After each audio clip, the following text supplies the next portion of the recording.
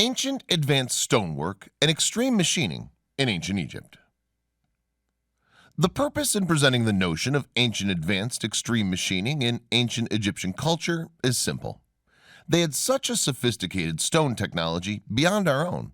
The evidence presented here will leave you absolutely baffled beyond belief. There are so many numerous examples, we can only hope the scientific process in uncovering the work of the engineering geniuses becomes enhanced. However, Egyptology is no fan of attributing any advanced skills to the ancient master masons. They still sell us this method to achieve advanced results like this. The tides of injustice are slowly turning as global tourism and sophisticated cameras are commonplace now.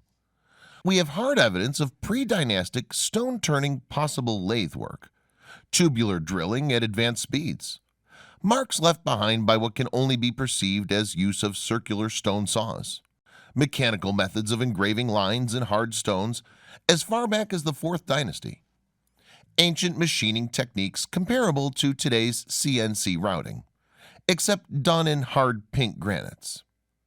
The ancient Egypt masons shaped all kinds of stone with intricate mastery.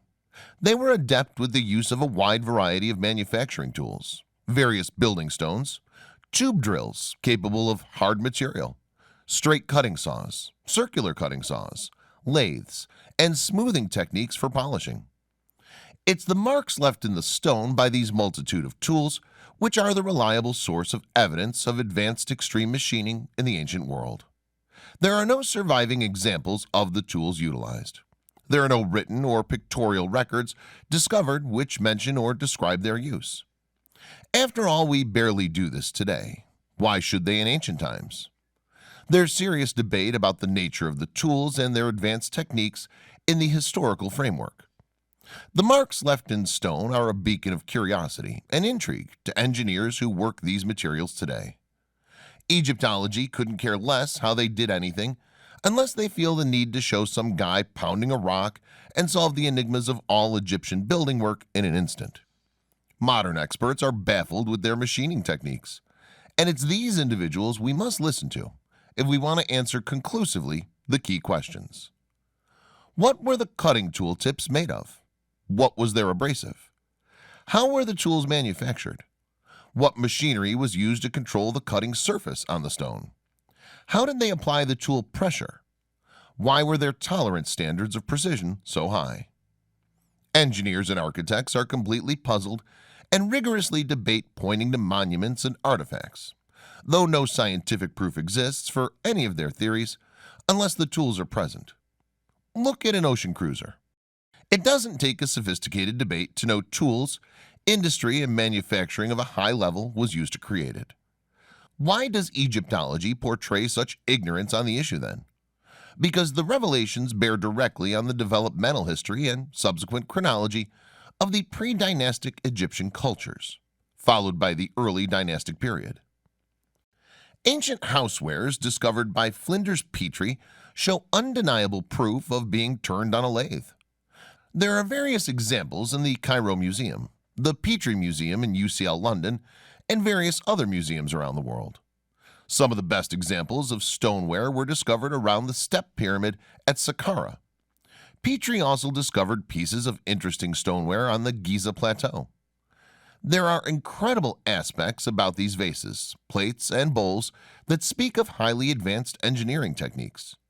They portray the distinctive tool marks belonging to lathe-manufactured items. This is easily visible in the center of the bowls or plates, where the angle of the cut changes rapidly. The stoneware in question is left with a very clean, narrow, and almost perfectly circular line made, a clear indication of the tip of the cutting tool.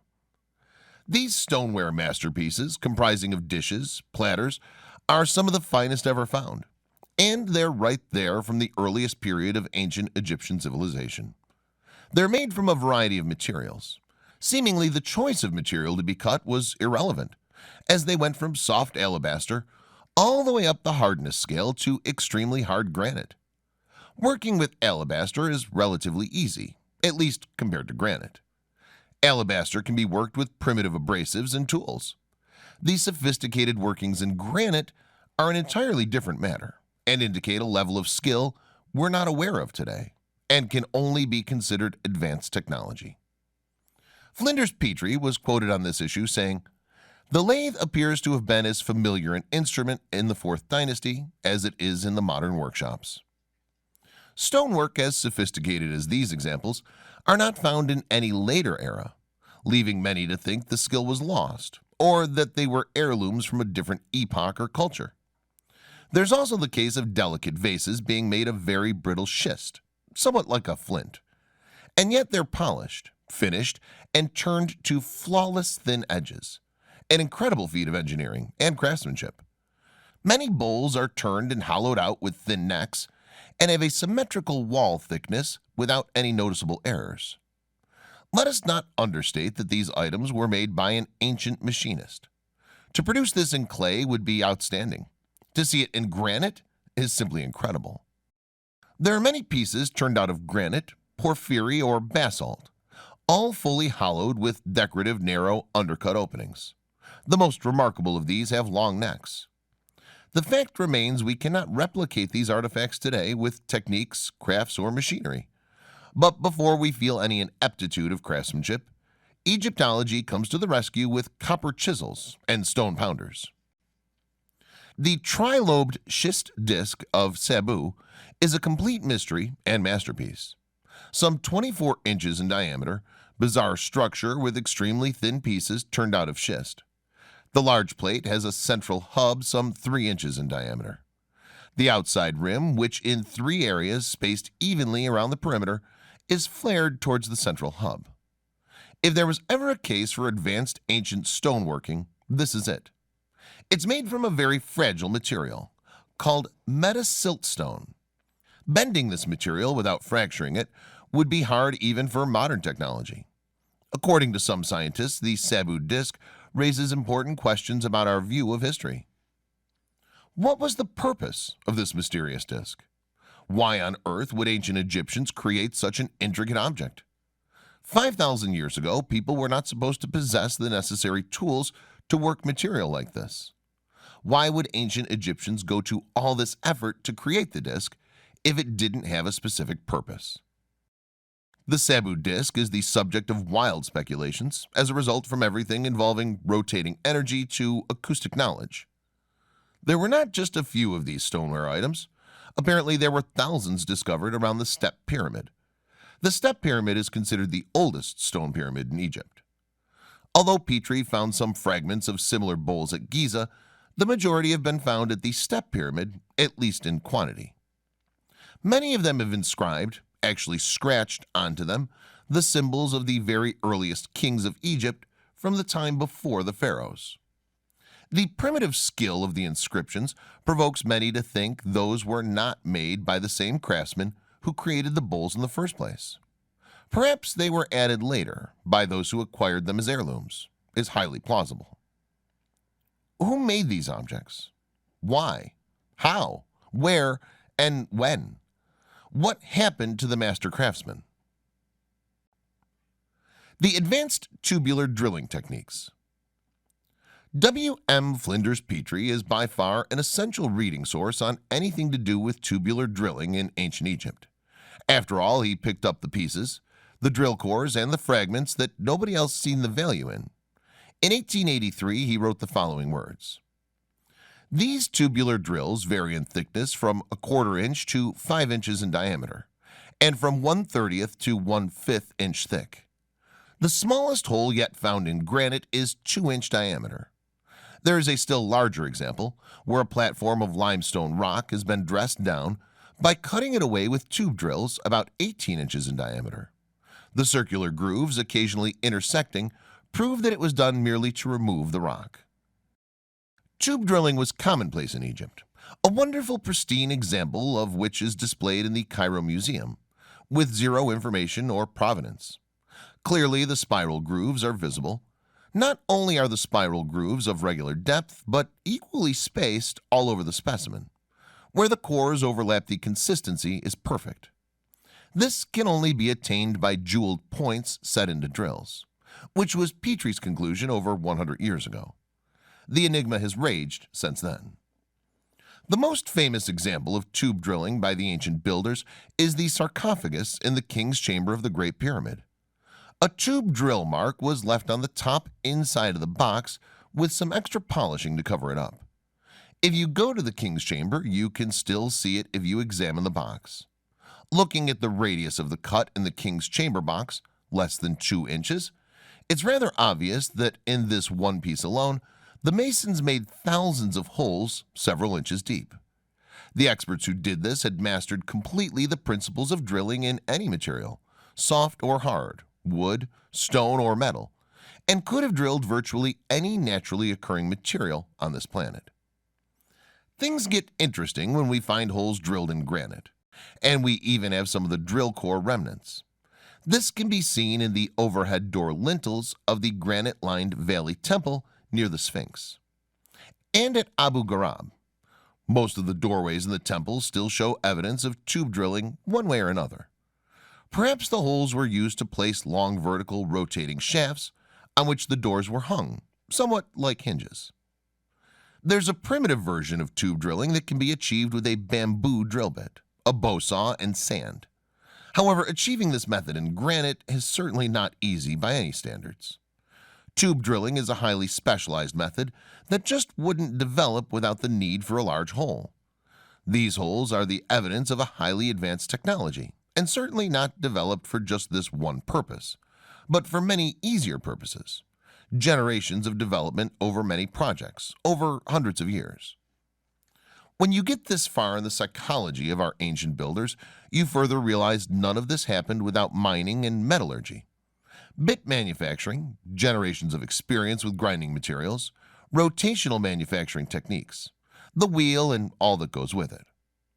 What was the dedication or motivation for this developmental procedure? And is there an archaeological record in pre-dynastic and Old Kingdom Egypt pertaining to advanced ancient stone-cutting techniques? Black basalt saw marks on the Giza Plateau and the King's Chamber. There are black basalt paving stones on the east side of the Great Pyramid at Giza. Most people walk over them, never realizing them, probably busy looking up at the Great Pyramid. These basalt pavers are irregular in thickness and often rounded on the bottom side. They were placed on top of blocks of limestone which had previously been fitted to the underbelly bedrock. Amazingly, the basalt blocks were cut to level in situ after they'd been put in place on the ground. The edges are so crisp and parallel. The quality of this work indicates that the blade was held completely steady. Apparently, cutting basalt was not so slow and arduous that extra cuts like these would have been avoided, as being an unnecessary waste of time. There are several places where overcuts like these can be seen. They show no trace of the wobbling cuts that might be expected of a long hand-pulled blade as it starts into hard material. That may be because these cuts were made as the blade was coming out of a cut above it, and it was held firmly in place by the rock above it. We know that the stone box in the King's Chamber of the Great Pyramid was cut with a very large saw, one which was longer than the box, perhaps 10 feet. The marks on the bottom of the box were discovered and described by Flinders Petrie. He also described an error in cutting that went off the mark before the workers noticed to back out the saw from the cut and start over. These questions could perhaps be answered if microscopic examinations of the cut marks by contemporary specialists in manufacturing technology could analyze it. The works of William Flinders Petrie pioneered this research in the 1880s.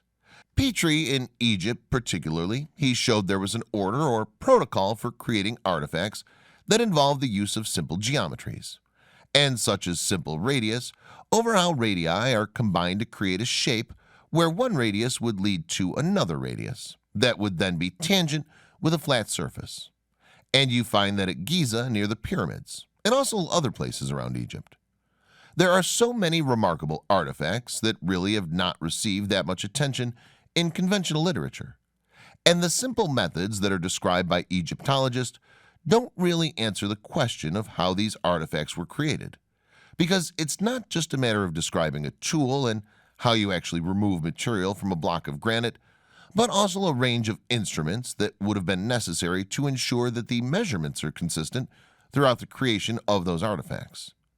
The tools to measure are equally important as those used to cut, drill, and polish. Those tools don't exist in the archaeological record, nor have they been even suggested in the conventional literature that they did exist. So it's an open question right now, and it's certainly open for study by Egyptologists or universities who would care or dare to take up the challenge. And that challenge is to be able to come up with methods that would explain these artifacts in a way that modern engineers would understand and believe.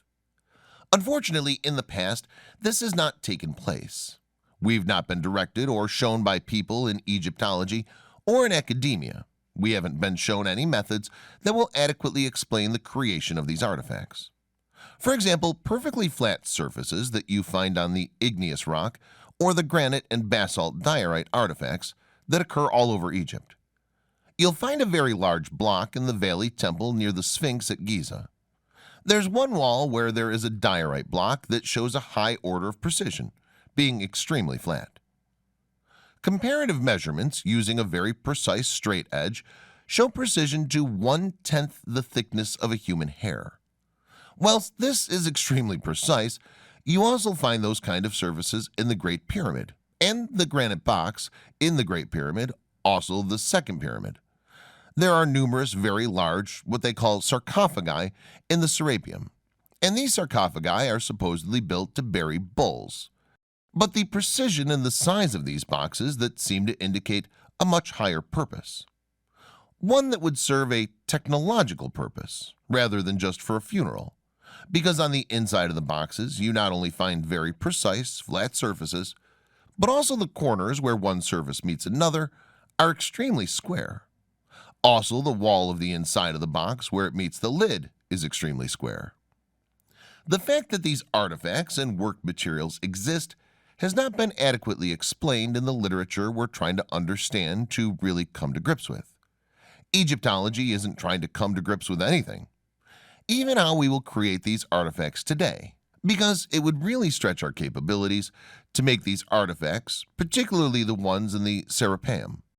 But these are fairly simple geometries. We go from the simple to the complex, and then it becomes a little more difficult to explain, because not only a flat surface is fairly simple to understand in terms of how you would grind a surface flat now. When we move to more complex surfaces, we find that there are objects that have curved surfaces or radii, and gathering the information about those, I've tried to determine how they were created. And gathering the information about those, I've tried to determine how they were created. But before you can actually do that, you have to determine exactly what it is that you're looking at, and that you can't do that without taking measurements. So taking measurements of those artifacts. When you have complex compound surfaces and compound radii that flow from one to the other, and also they seem to follow a general direction, or the contours are maybe cut, and then that contour flows along a straight line, and that straight line on an axis is very precise, to almost as though it would be made on a machine. And that, of course, is a very controversial suggestion. In today's world, you have to consider that because the two created any other way, it would be enormously difficult. And certainly for an artifact that's supposed to be part of a construction, it wouldn't require that much of that high precision if it was just for our construction purposes. If it was made by hand, it would take an enormous amount of time for you to create that precision, and it wouldn't be necessary anyway. Those are the kind of questions that need to be asked when we look at these artifacts. It's a question of what tools would have been used to create it, and when we ask those questions, we tend to lean more towards the fact that the machines or the tools that they were using to create them were capable of no lesser precision and what appears in the piece. Flinders Petrie was very outspoken on these issues over a century ago, stating, "The methods employed by the Egyptians in cutting the hard stones, which they so frequently worked, have long remained undetermined. Various suggestions have been made, some very impractical, but no actual proofs of the tools employed, or the manner of using them, have been obtained." Amazingly, he recognized the immense importance by today's standards all the way back then. He gave detailed analysis of engineering Enigma. The typical method of working hard stones, such as granite, diorite, basalt, etc., was by means of bronze tools. These were set with cutting points, far harder than the quartz which was operated on. The material of these cutting points is yet undetermined, but only 5 substances are possible: beryl, topaz, chrysoberyl, corundum or sapphire, and diamond. The character of the work would certainly seem to point to diamond as being the cutting jewel, and only the considerations of its rarity in general interfere with this conclusion. In Memphis, there's an open-air museum there with a statue of Ramses, which is lying on its back. One of the things that's looking down the length of the Ramses statue, the face seems to be extraordinarily regular and precise, and particularly the nostrils being identical on both sides, which is unusual to find somebody or some person with their identical nostrils. The ancient Egyptians were being very precise and symmetrical in the creation of their statues. In the Luxor temple, the head of Ramses on his statue is so perfect looking. How could anyone not find this puzzling? The famous author and manufacturing engineer Christopher Dunn, who's done so much to bring these enigmas to light, has shown the complexities of this engineering prowess. The symmetry in the Ramses face is very remarkable precision. Overlaying 2D transparent photos shows this amazing feat of engineering. When you realize it's 3-dimensionally symmetric, it becomes mind-boggling at that point. Christopher Dunn is by far one of the most prominent experts on this entire issue. The level of sophistication that the ancient Egyptians had used in creating these statues is simply incredible. The Ramses statue in situ at the Temple of Luxor is not a rogue example. Reportedly, over 100 Ramses statues were created. Another famous one is in the British Museum, and it's in the exact same condition of precision and symmetry. The interesting thing about the British Museum statue of Ramses, we see that there was a mistake in the manufacture of that statue, where there was a dig in the corner of the mouth where the tool had cut too deep. And then in order to compensate for that, they had to cut the lips deeper into the face, which created a very sharp cusp. Human hands really didn't have much control over because they did not have to do those mistakes by hand. Again, we return to Flinders Petrie's analysis for insight. Many nations are in the habit of cutting hard materials by means of a soft substance, as copper, wood, horn, etc., with a hard powder applied to it. The powder sticks in the basis employed, and this being scraped over the stone to be cut so it wears away. Many persons have therefore very readily assumed, as I myself did at first, that this method must necessarily have been used by the Egyptians, and that it would suffice to produce all the examples now collected. Such, however, is far from being the case, though no doubt in alabaster, in other soft stones this method was employed. Let us take a moment to recap what we do know, what we can ascertain or accept from what we know. They had tube drills with drill bits and the necessary machinery to hold them in place and apply rotational torque. They had saws that could cut granite with ease and precision, producing amazing symmetry. They had the ability to work the hardest of rocks, and more often preferred to do so. In addition, they applied their techniques finishing granite in situ, after a block had been placed in a wall or on the surface of a pyramid, which literally boggles the mind. They had the ability to cut, level, and polish granite to a sophisticated degree of perfection.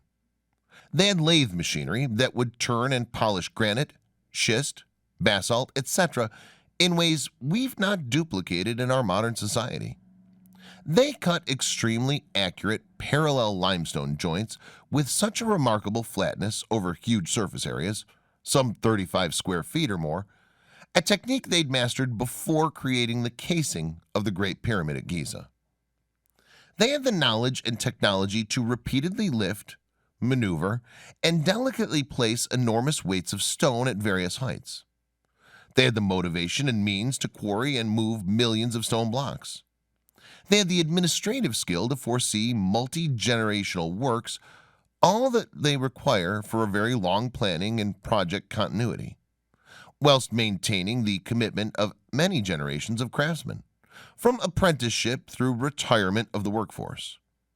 Putting it this way, The pyramid builders of ancient Egypt have achieved the implementation of the largest, most ambitious, and vast long-term engineering construction program in the history of mankind, by a long shot.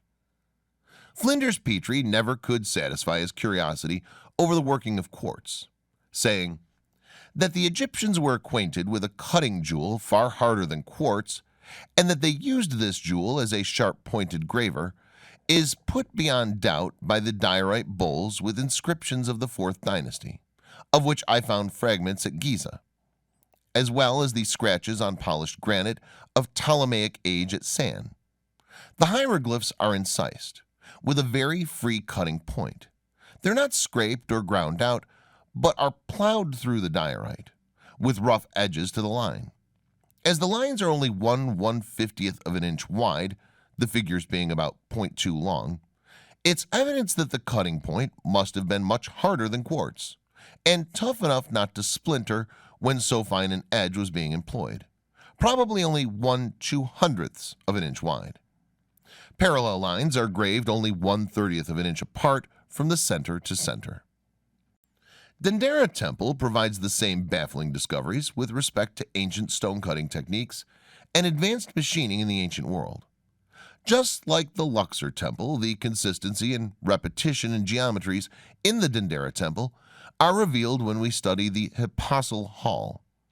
This impressive structure, as you can enter the temple, contains 24 columns each, about 90 meters high, and they have a capital on the top, which is four-sided capital with 4 phases of the goddess Hathor. The capital columns in this Hypostyle Hall are all in alignment with each other in a very surprising and precise way. When we look at the geometric features of the capitals, even the ears of Hathor seem to be in alignment. There are many complex geometric elements at play with various overlapping ellipses, and this repeats on each face of the 4-sided columns.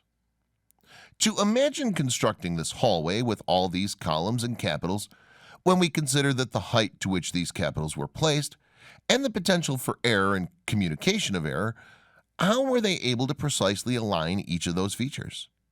Also, what we find is that the capitals are not in one piece. They were made in several pieces, and the builders were able to detect the split lines, were able to determine where those split lines were, then very precisely put it all together. The whole temple was manufactured very precisely before being erected and put into place for assembly.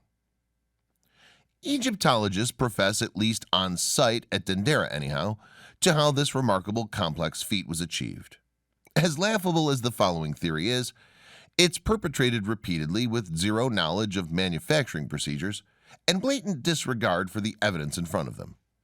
Allegedly, the builders brought up rough blocks in mud ramps, placing the blocks on top of one another, and then starting at the top and chipping the material away, removing the sand or mud as they got lower and lower and lower, basically finishing their work on the way down.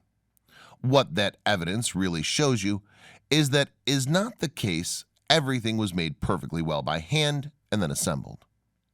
Considering the extraordinary amount of work that went into creating the Dendera Temple, it's hard to imagine the preposterous scenario where primitive tools created such a marvelous wonder of craftsmanship. One of the biggest mysteries in Egyptology is if the textbooks on what tools were employed by the ancient Egyptians in the thousands of years that the ancient Egyptian civilization existed, some 3,000 years, you can follow the development of tools from the beginning of that civilization to the end. And we start out using copper chisels, stone balls, stone chisels, wooden mallets, and then 3,000 years later, we're using the same thing. Yet, if you look at the extraordinary sophistication and genius of the ancient Egyptian artifacts and temples, to think that those engineers were still not advanced in their stone tools in thousands of years, or did not improve their techniques, it's counterintuitive to even consider it all. We must ask the question where the tools are. We know that they existed, and that we just haven't found them yet. We know that they had engineers. We know that they had craftsmen. We can't deny that, and engineers don't just function that way. They'll make improvements to their processes in any generation. In any part of you that have people with engineering lines, they'll continually improve their tools sometimes very rapidly, but certainly over a 3,000-year period. Producing the level of work they did, something is obviously missing. New baffling discoveries made in the colossal ruins of Baalbek, Lebanon, provide evidence of a past super-civilization so technically advanced in ancient times that many researchers are left speechless. Baalbek is the name of the archaeological site in Lebanon. In Roman times, it was known as Heliopolis, or the City of the Sun. The biggest enigma that have historians in an uproar is just how old are the ruins? The original Canaanite temples could be 2,000 years older than the Roman remains left today. The question is, had the Canaanites done what the Romans did? In other words, did they build upon the site as well? The oldest part of the ruins at Baalbek fit absolutely no known culture and were originally employed for some mysterious purpose. To further increase their mysterious origin and original use, these megaliths are not foundation stones, as they're always declared. They represent the top course of stones of the original edifice, whatever that may have been. The heaviest stone block at Baalbek is 1,650 tons, so that's gigantic beyond belief, but there it stands. A block of stone that's weighing 2, 3, 4, or 5 tons is a huge heavy stone. And when you start talking about 50 or 100 tons, things start getting epic.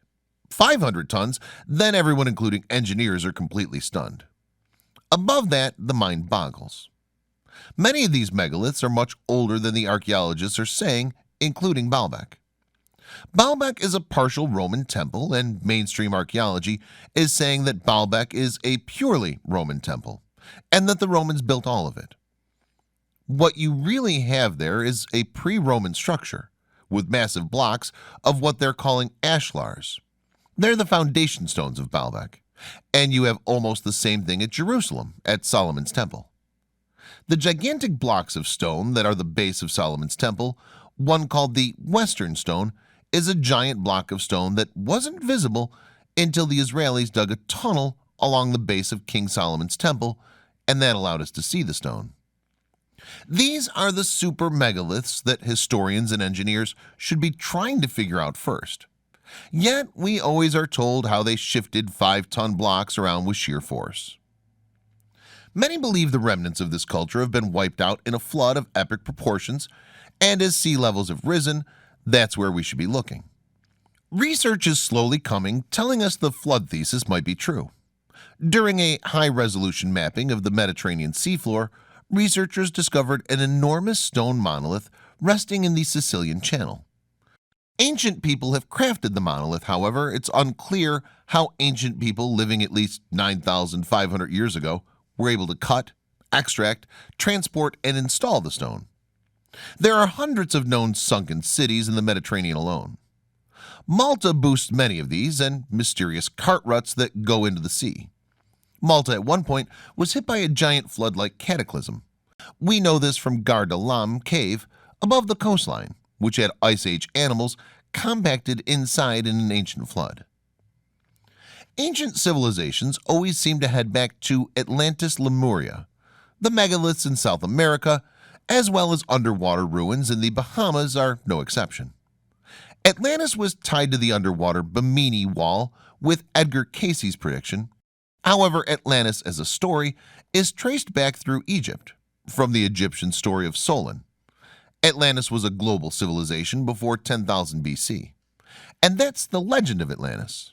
But archaeologists and historians like the civilization starting in Sumeria.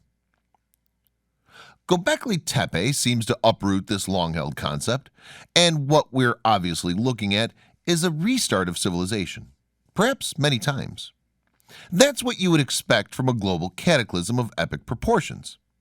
Any traces of civilization before the 10,000 BC era would essentially be labeled Atlantis. India speaks of tale like this, and the lost continent of Kumari Kandam. The Tamils claim that they're part of a lost continent that's now underwater south of India between Australia. Sri Lanka was part of this Tamil Atlantean kingdom. When we come to Peru in South America, we come across so many similarities with Egypt and Cyclopean supermegaliths, we really must consider the Atlantis thesis as highly plausible. Maybe these myth tellers are recounting their forgotten history. The huge blocks of stone located at Ollantaytambo in Peru are a fine example of high craftsmanship.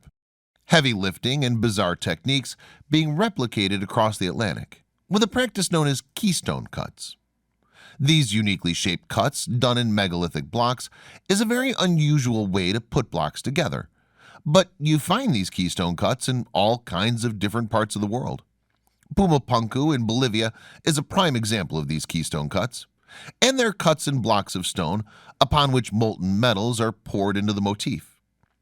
The keystone is always across the joint, leading many to think the metal connection is hermetically bonding the blocks together.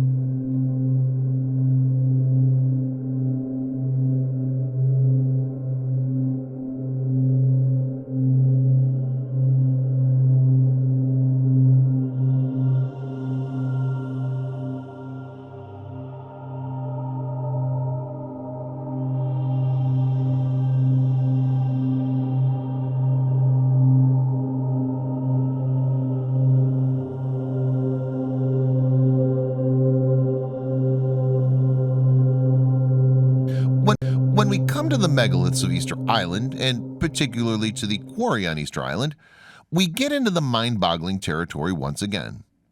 Easter Island is a triangular island with up to 3 volcanoes, and there's a 4th volcano sort of in the center of the island, a little bit off to the side. And it's this one where all the statues on Easter Island were quarried. There are hundreds of statues recorded at Easter Island. Some were moved out of the quarry and placed around the islands facing inland, supposedly to protect the island. What happened at Easter Island is they made all these statues, left them at the quarry, but they didn't do anything with them. They didn't move them anywhere. They're just sitting still at the quarry, in a sense, on the side of the hill. In fact, most of them are buried up to their chests, according to the early natives on Easter Island. What they would have to do is move the statues to the edge of the island. According to the islanders, their Easter Island, Rapa Nui, was part of a continent, a lost continent, like a Lemuria. This continent, their homeland, sank beneath the ocean. The only part of their land that didn't sink beneath the ocean was Easter Island. To protect their island from sinking, like the rest of the land, they put statues all around the edge of the island. Supposedly, the statues walked themselves. Easter Island, being a volcanic island, has a puzzling and magnetic anomaly so strange people often feel an unusual sense of energy there. It's often being compared to the magnetic vortex of the Bermuda Triangle. These statues are 40 to 50 feet high, but most of them are buried up to their chests. Some are lying down on the green slopes of the volcanic quarry. Was there a cataclysm that washed across the island and buried them? How would 30 feet of soil have built up around these statues in even 500 years they're supposed to have been built? It's so baffling, like these statues have been there for thousands and thousands of years, and perhaps some volcano had to go off to half bury them. All the statues that were put up around the island facing inland, they're standing on platforms. They're not buried.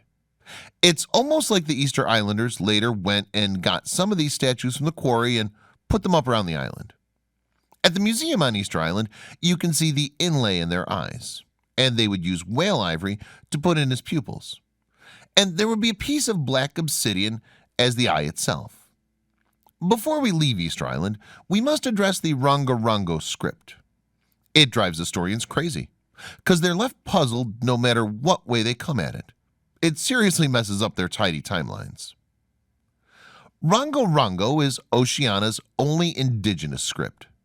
It's found in Easter Island only, in the center of the Pacific Ocean, over 1,000 miles from any continent. The script was first identified in 1864. However, the baffling mystery is that it's exactly like the Indus Valley script.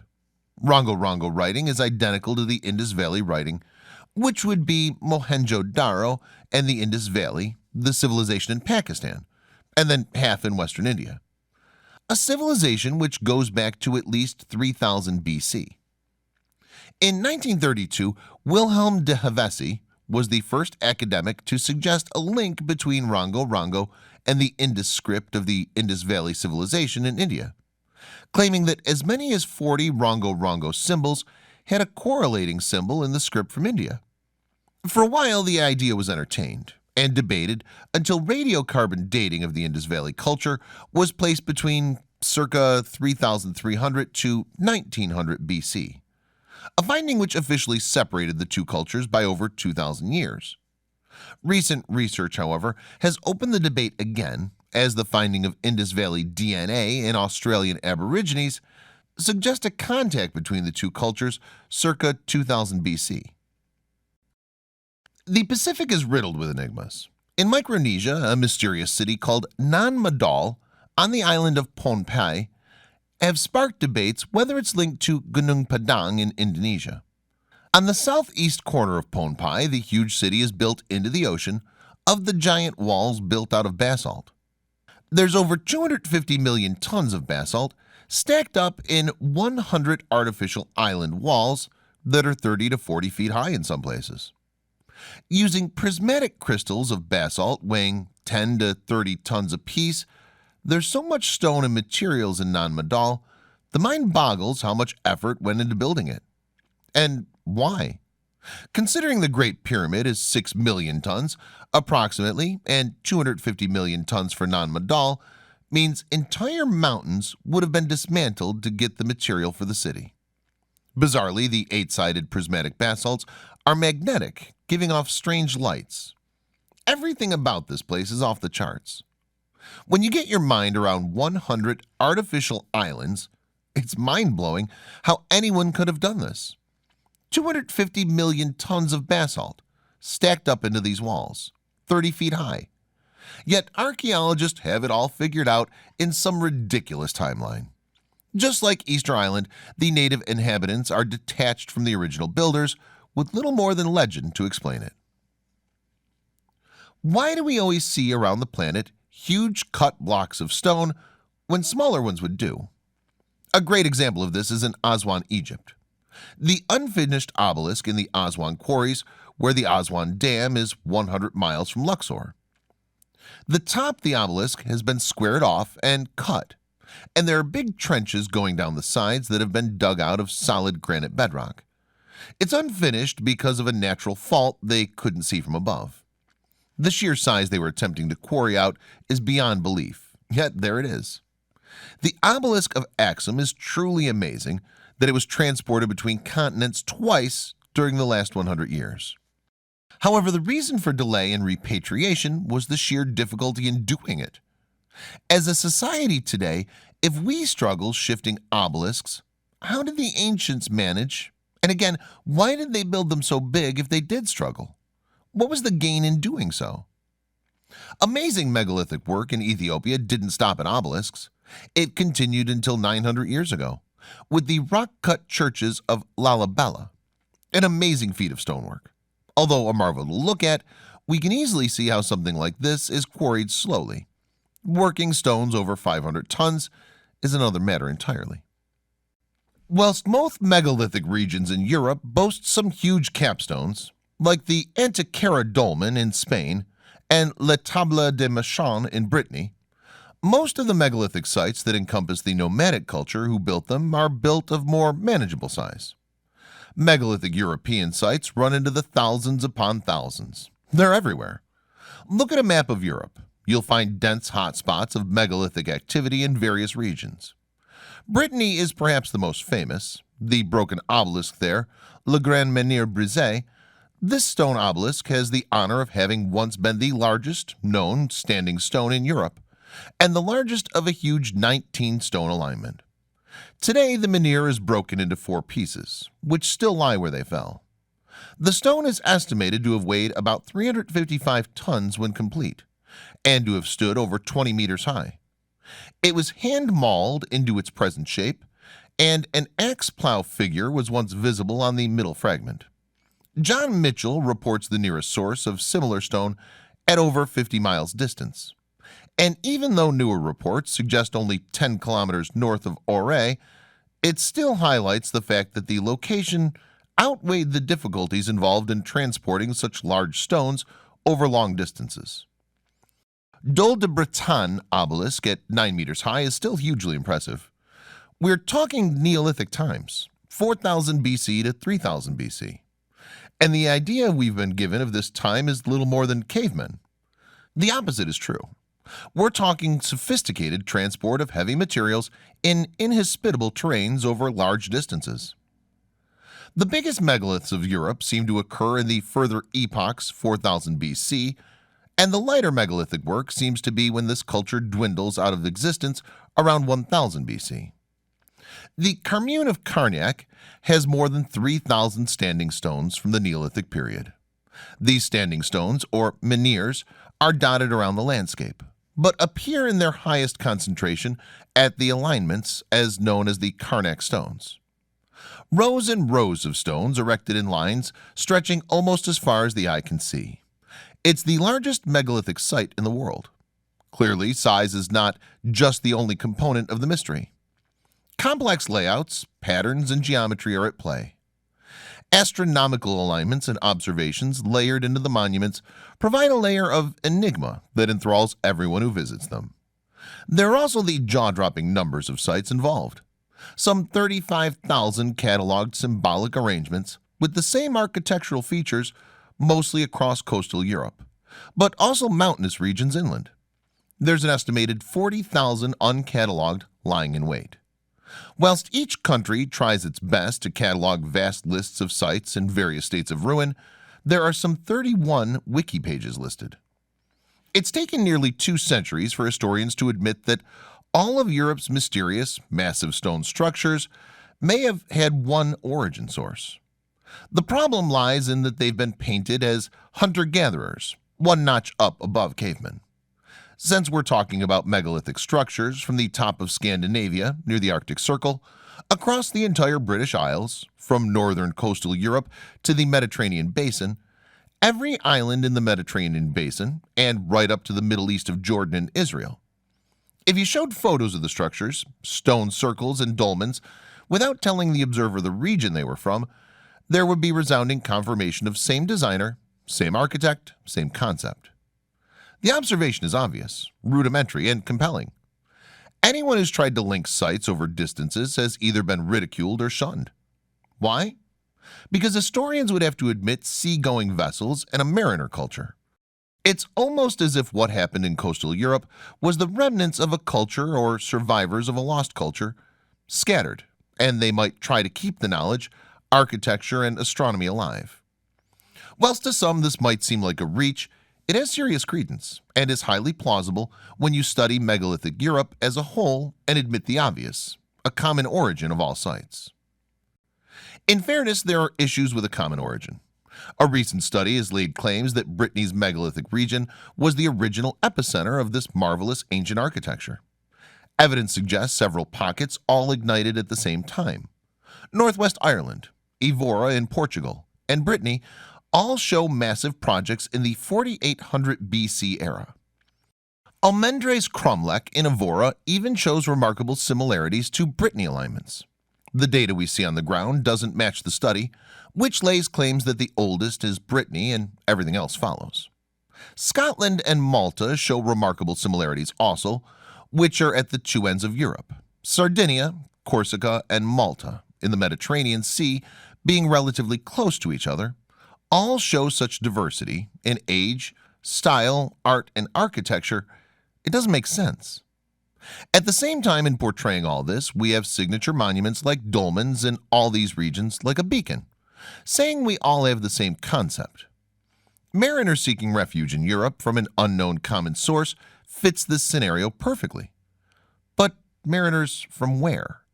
From when? Sometime before 5000 BC, people versed in massive megalithic construction hit Europe at different locations and set up camp. What looked like independent cultures doing the same bizarre, unique style independently is really one group with specific ideas scattered doing things individually.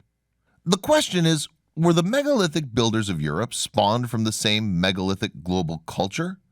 The style says no.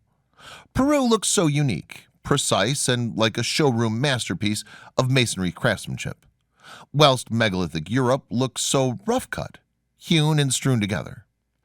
There is the enigma of dolmens reaching Korea in the Far East that says anything is possible, and that our planet Earth really is smaller than we think. We often underestimate our ancestors.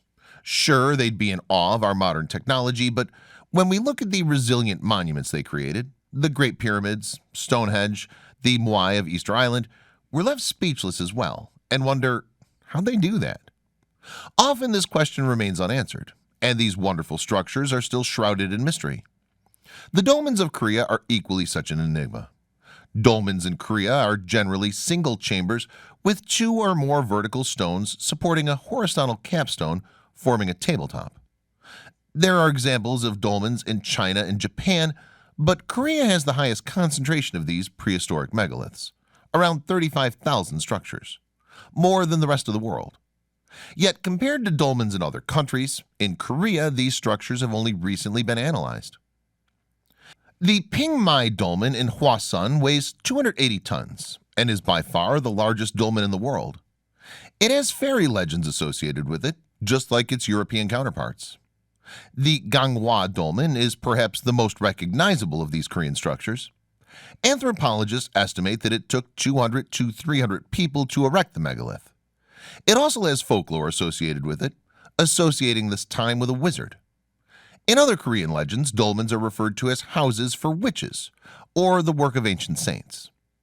Though these outlandish folktales are entertaining, they do nothing to debate the origin of these structures. However, like Merlin the Magician in the UK and his association with megalithic monuments, it's instrumental to note the folklore and megalithic craze is almost identical, though thousands of miles apart.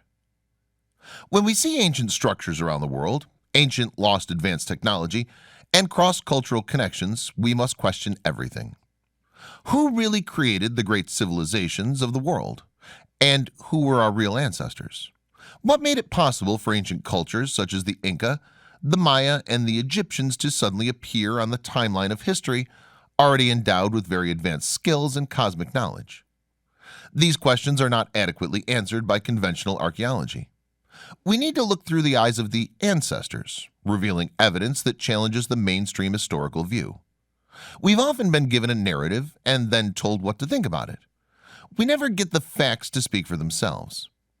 Megalithic Europe has been confined to its own borders, and each little megalithic district has been in the control of modern countries.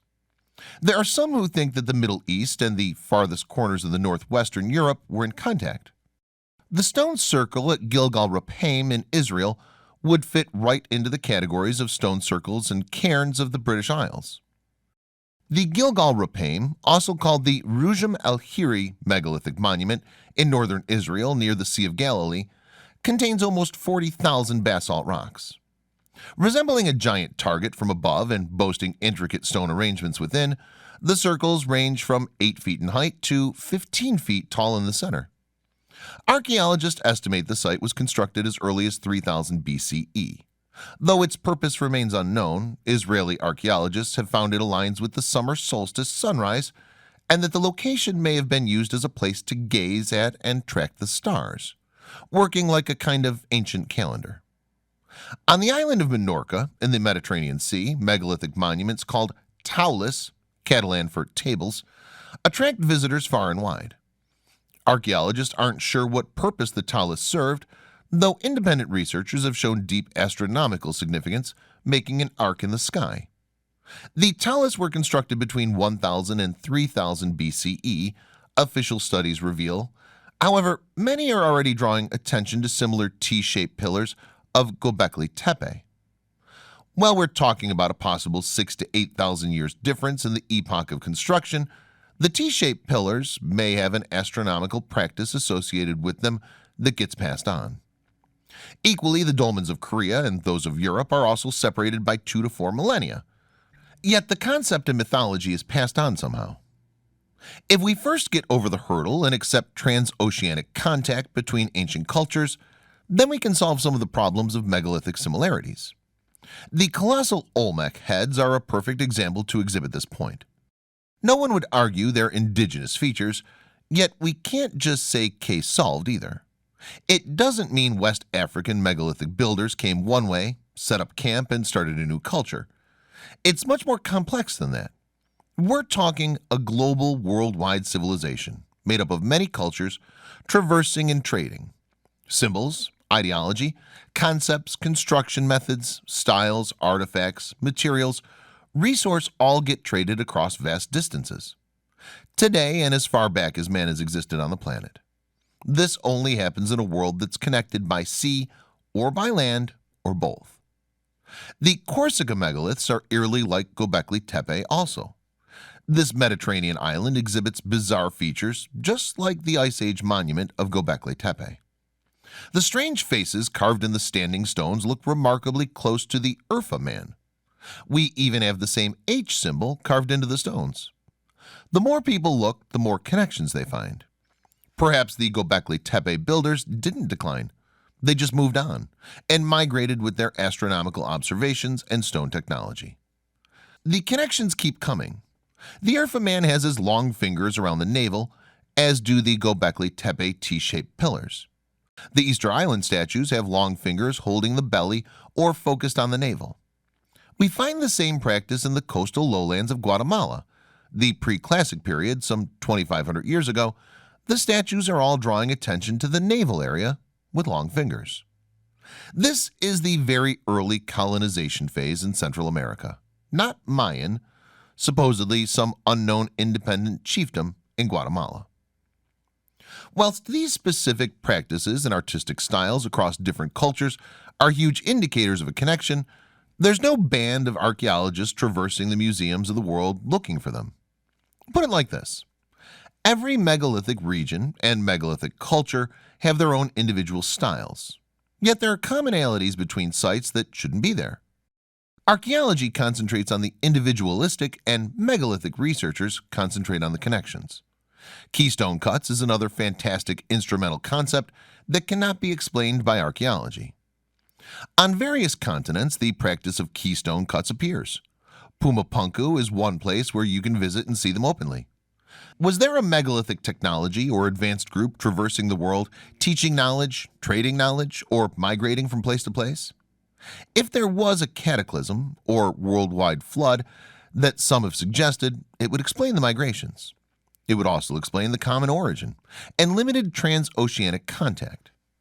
Each megalithic culture, as it moved on and isolated itself, was left to progress, flourish, or dwindle out of existence. One of the most remarkable megalithic cultures to last so long on this earth was the San Agustin culture of Colombia. So very little is known about the ancient peoples of San Agustin or their culture. They have no written language and had already disappeared several centuries before Europeans arrived in this part of the world. But their legacy is sealed regardless of how much or little we can learn about them. After all, they were responsible for building the largest group of monuments and megalithic sculptures in South America. This mystery is unlikely to be solved anytime soon. But San Agustin isn't about solving mysteries. It's about experiencing the wonders of a lost civilization. The real mystery of San Agustin lies in the identity of the skilled peoples who built these remarkable statues and burial sites. Archaeologists and anthropologists have been baffled trying to piece together some part of their story.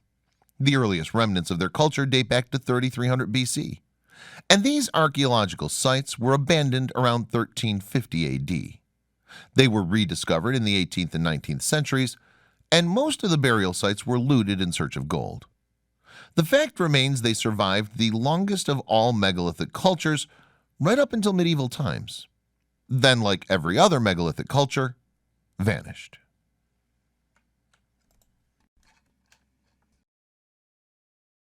Olmec Mysteries of Mesoamerica. Thousands of years ago, bizarre people who spore on one of the biggest mysteries on the planet settled in the part of the world we call Mesoamerica.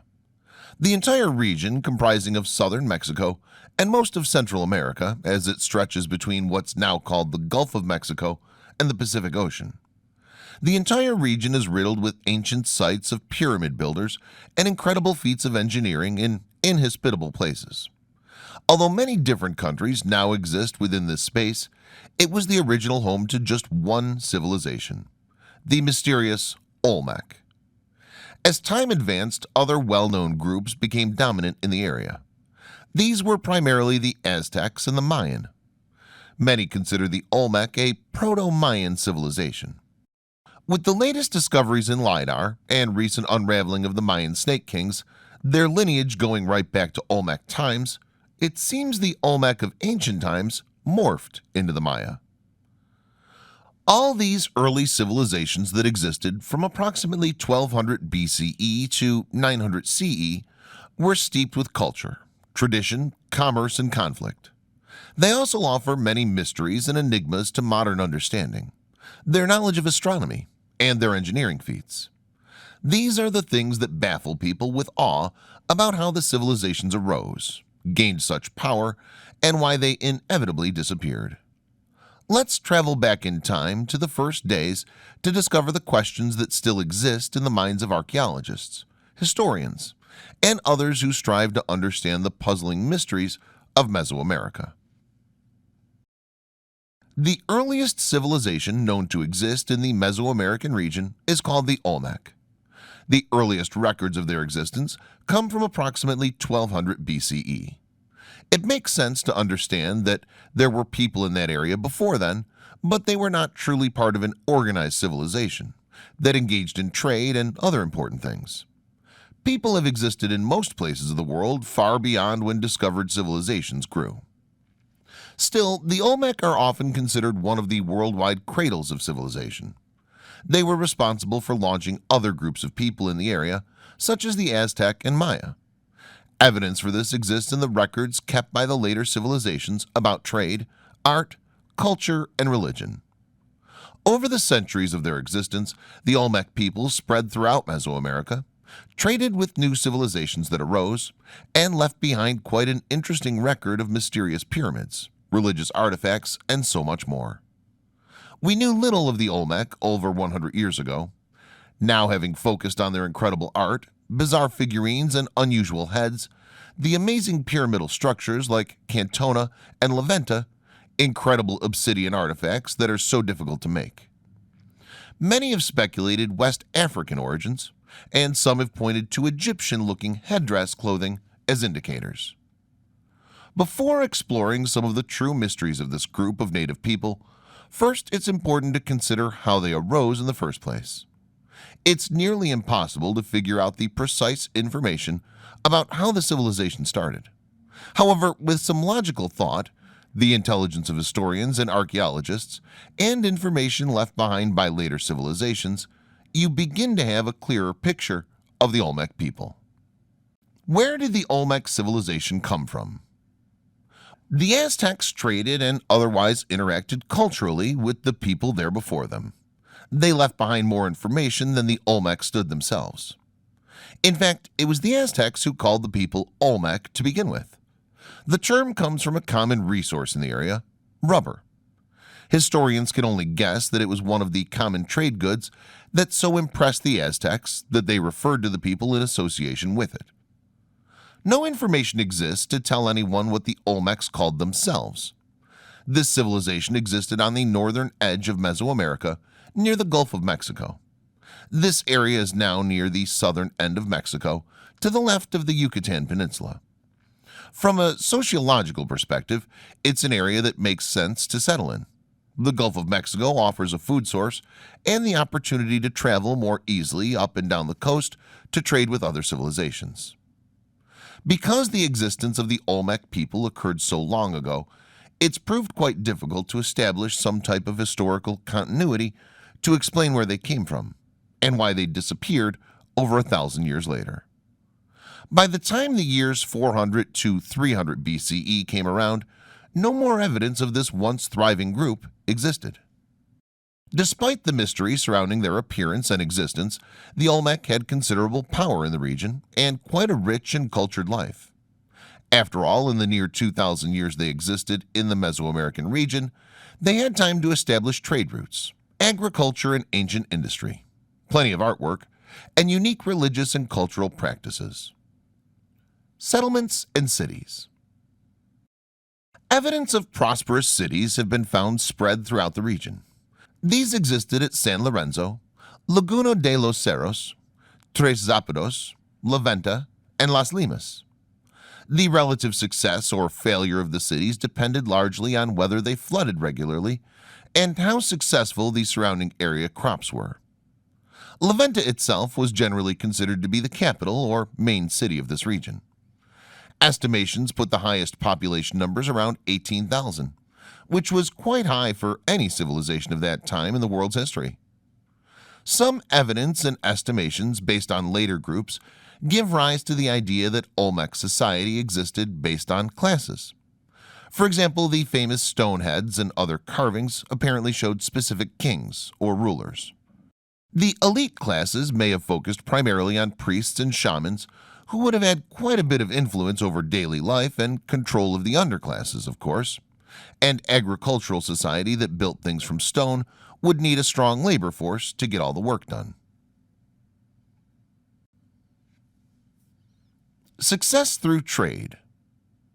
Besides foodstuffs, common trade material were rubber, obsidian, and jadestone, utilitarian and decorative pottery, feathers of tropical birds, and mirrors fashioned from unique crystalline stones polished to a high gloss.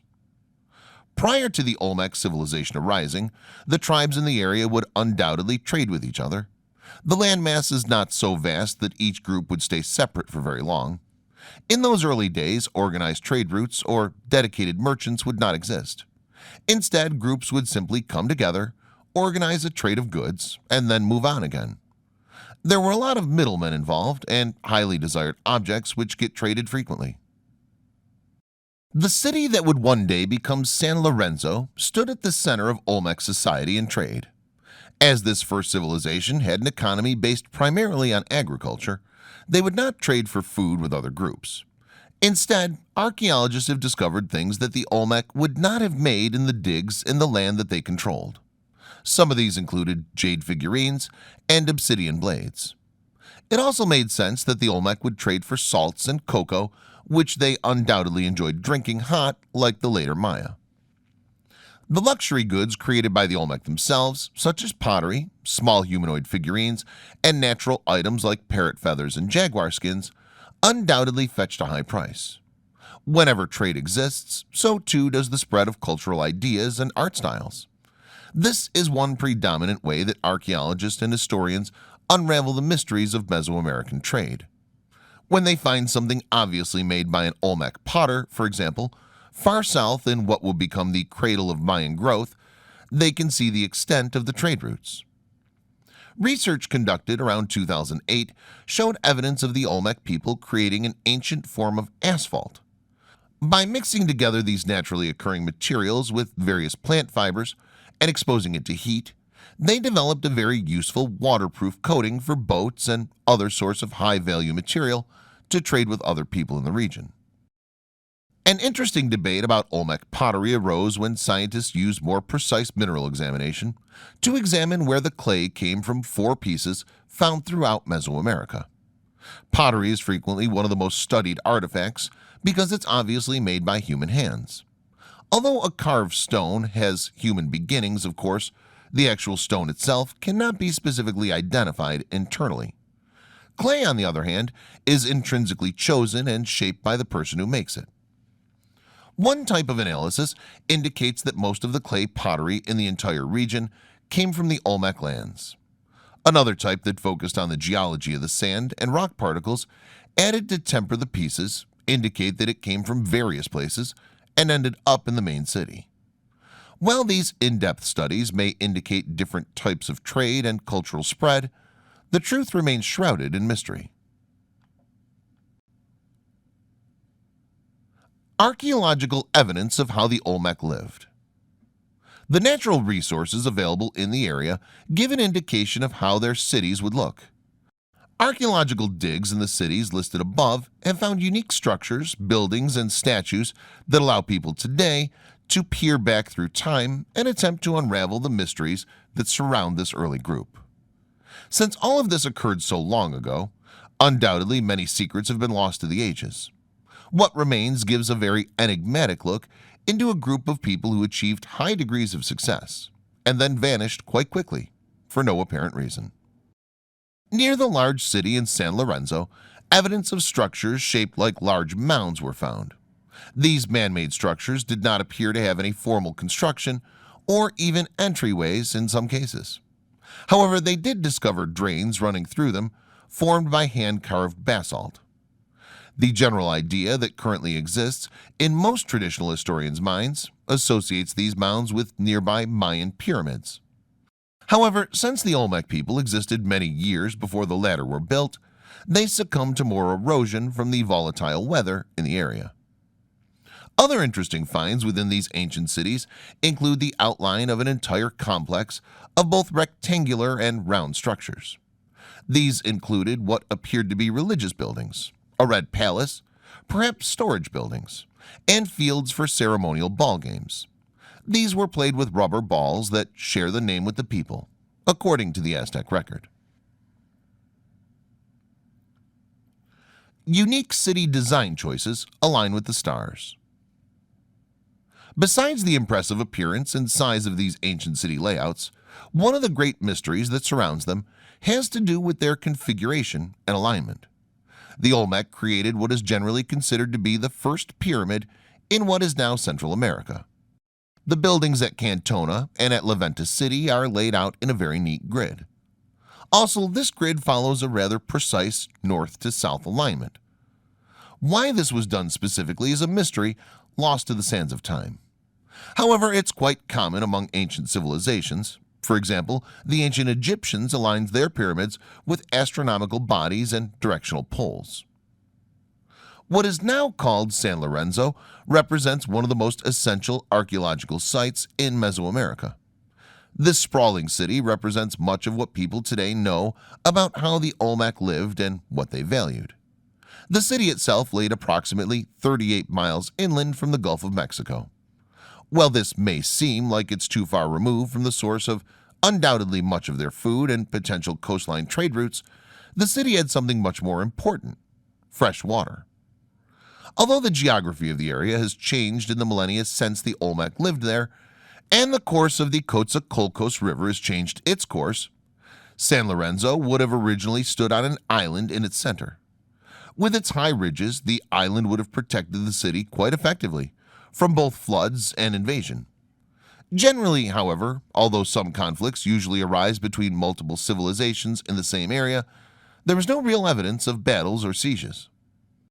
The city itself underwent various incarnations over hundreds of years and with different groups of Olmec people.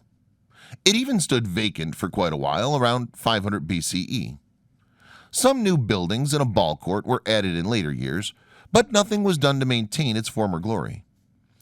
Archaeologists found evidence of a main city structure, several nearby villages or clusters of farmer homes, and many statues and other artifacts. They even discovered evidence of aqueducts to transport fresh river water into the city's most high-class areas, to fill artificial pools, and the unique Monument 9, which is well-shaped like a duck. Since the Mesoamerican area is so hot and humid, no soft furnishings, leather, or other degradable items have ever been found. In San Lorenzo and the surrounding area, however, the stonework still stands as evidence of the grandeur of their civilization. Some was built with very large stones, transported down the river from mines in the mountains, while others were constructed of carefully fitted, smaller stones. Culture and religion give clues about Olmec. Much of what's remained of the Olmec civilization over the years gives most information about their religion, the pantheon of gods and goddesses, and spiritual practices that affected their everyday lives. These take the form of artwork, which is mostly stone statuary, and some later records. For example, the Aztec, Mayan, and even Spanish explorers and conquistadors shared information about the religious practices they found when they arrived in Mesoamerica. Archaeologists have found coded records of their gods and goddesses and how they practiced religion in general. While there is an indication that they had priests who were quite influential and important to everyday life, the records do not give enough specific information to create a complete picture of what they did. From a political standpoint, it seemed obvious that a ruling family appointed members to go out and control various agricultural villages that surrounded the main city. This was especially noticeable in the San Lorenzo area. Due to the configuration of this and other city areas, and through understanding the later Aztec and Mayan groups, the Olmec priest class was undoubtedly quite powerful as well. Besides the massive stone heads that obviously depicted kings due to their jaguar headdresses, much of the other art and artifacts discovered in the region focused on religious beliefs and those who could speak to the gods. Elements of Olmec religious beliefs and practices. How did the Olmec people worship? They believed in a sky-based home to the gods, an underworld, and the ability of special priests or shamans to act as intermediaries between the gods and the people. As with many early religions, the multiple gods and goddesses that the people who lived in this part of Mesoamerica believed in were shown using interesting combinations of humanoid and animal figures. Their focus on the cosmos helped them create a precursor to the famous Mayan calendar too. Religious rituals focus on agriculture, and in the early civilizations stress the importance of various land features as well. The Olmec people's religion could partially be described as a fertility cult. Other things that seemed to be important to the practice of their spiritual beliefs included nearby caves in the mountainsides, games played with rubber balls, pyramidal structures, and highly polished stones that acted as mirrors for light and reflection. Some evidence that poison toad-induced hallucinations, due to the bones of those species found at ceremonial sites, also played a role in the shaman's communication with the gods. Looking back through thousands of years, however, leave modern people unsure of when or where this concept began. The unique deities. Some of the information about these deities came directly from artwork and images found in association with the ancient Olmec culture. Others were recorded in Aztec or Mayan cultural records in reference to their neighbors' beliefs. Instead of specific names, they're generally referred to with descriptions as the water god, banded eye god, maize god, were-jaguar, Olmec dragon, bird monster, fish monster, and feathered serpent. Vague ideas about the dragon's mouth, symbolized by cave entrances and footprints of what could have been temples, give only limited information to go on when historians focus specifically on the Olmec. The overall Mesoamerican group shared most belief systems, with only a few deviations, however. Animals played an important role. Most relatively primitive civilizations from millennia ago had a nearly spiritual relationship with the animals that lived around them. For the Olmec, some of these included eagles, jaguars, caiman, sharks, and snakes. These are things that they would have come across on a regular basis and undoubtedly believed to have considerable power. Just as the ancient Egyptians had falcons and jackals represented in their gods and goddesses, the Olmec had unique holy combinations. A human jaguar may have been representative of their primary god that had power over all the others. Various statues of these have been discovered in situations that depict their unique power. Other information about their belief systems include a dragon-like creature that lived in the sky, and a collection of numbered gods that did not particularly have names. The dragon there is a very similar appearance to Quetzalcoatl, who was revered by the Aztec in later years. Of course, since there are not any written documents telling stories or listing prayers that people used to worship these deities, they may have had names that are now lost to history. The stone head statues. Also, historians believe the stone heads that the Olmec civilization was so famous for depicting kings instead of deities. Something about them has still resonated with the religious, undoubtedly practiced at the time. The general Mesoamerican belief systems stated that the spirit, emotions, and mind of an individual existed solely in their head. This is mimicked in the Aztec belief later of the tonali's location in the body. This term is used for a life force or spirit that the gods gave an individual before they were born. Ceremonial ball playing. If anyone has ever seen the Disney movie El Dorado, they have a good indication of how the ancient Mesoamerican ball game was played. The players were into a walled field or pit with stone rings attached up high on each wall. Using a rubber ball, they would kick, hit, and bump the ball into the rings to score. In the children's movie, the main characters had some fun and provided a few laughs. In the genuine Olmec and later Aztec and Mayan cultures, the ceremonial ball game was deadly serious. In fact, it may have been one of the ways that the next priests were chosen. The basis of this belief comes from ancient religious stories themselves. The tale tells of some noisy brothers who were brought to the underworld and forced to play the game against deities as punishment. When one eventually lost, he was summoned back from the underworld. Later Aztec tales support this hypothesis. The ball game, using a unique rubber ball, was used to determine the accuracy of prophecies and predictions. A game lost apparently showed that the ruler would succumb to the European invaders. This all came much later than the first Olmec representations of the game, however. They shared the same ideas, as they had one or more courts or playing fields in the main cities. When it came to rules of the game, the basic idea followed modern football, or for North American, soccer. You could not use your hands. Pads were sometimes used to protect from the very heavy rubber ball, and only 6 male players entered the court at one time. Both professional and amateur teams existed, apparently, which would surely create quite a spectacle for traders and villagers who came to the cities. Archaeologists have found possible trophies that consisted of sticks or belts or necklace amulets. Most of the in-depth information about these games comes from the later Aztec and Mayan civilizations. However, there's no reason to believe that the earlier Olmec simply played a nice friendly game with no focus on their religious practices at all. The oldest of the Olmec courts were eye-shaped, the size of a football field, and are approximately 3,600 years old. Spiritual mirrors. It makes logical sense that any reflective and highly polished stone surface would be associated with the power of the sun. After all, these ancient Olmec mirrors reflected light quite well.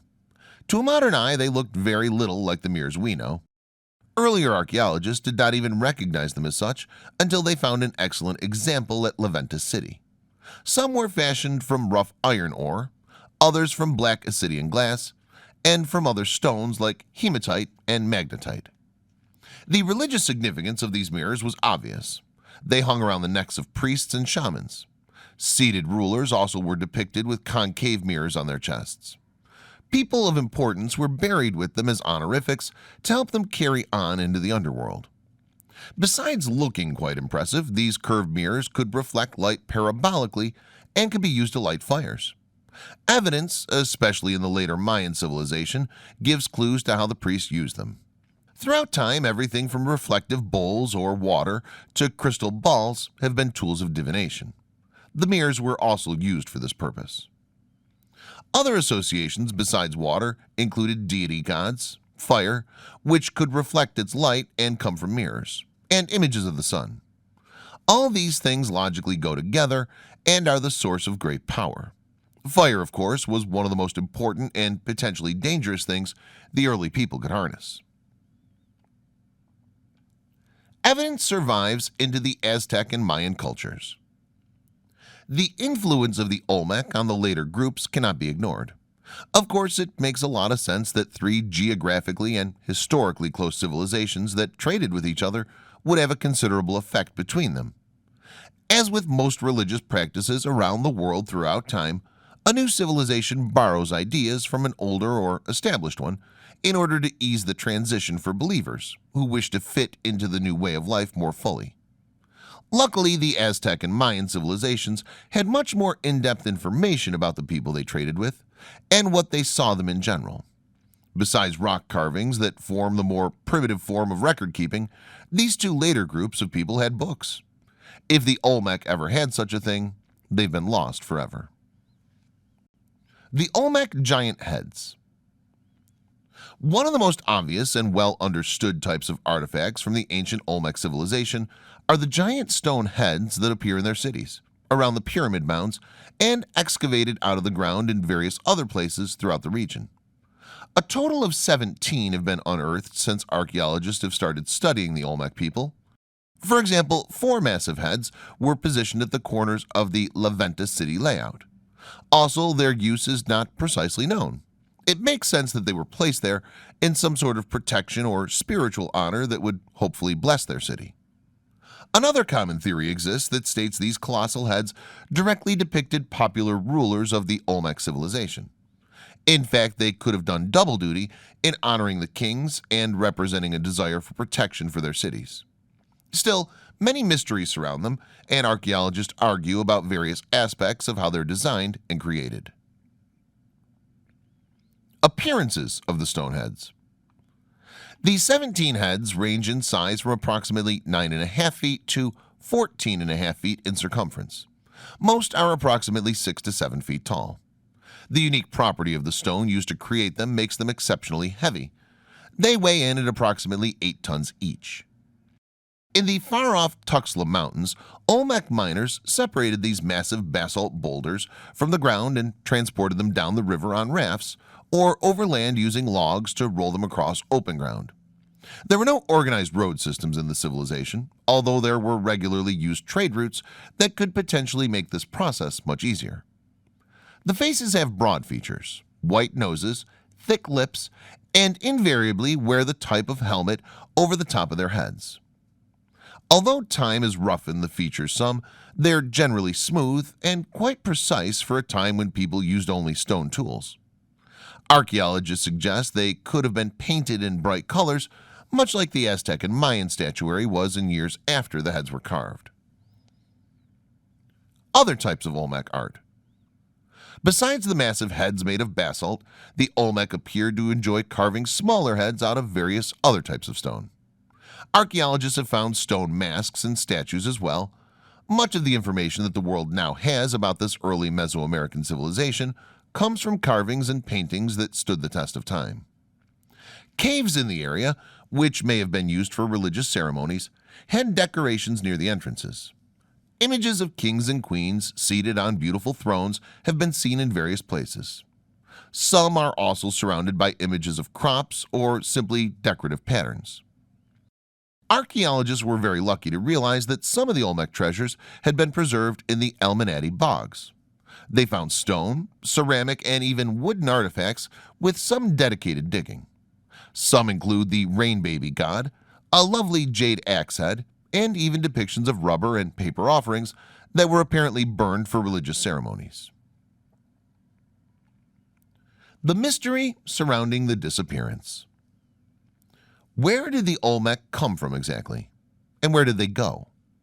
Well, it seems to make sense to just say they gradually coalesced into an actual civilization from the native tribal people of the area.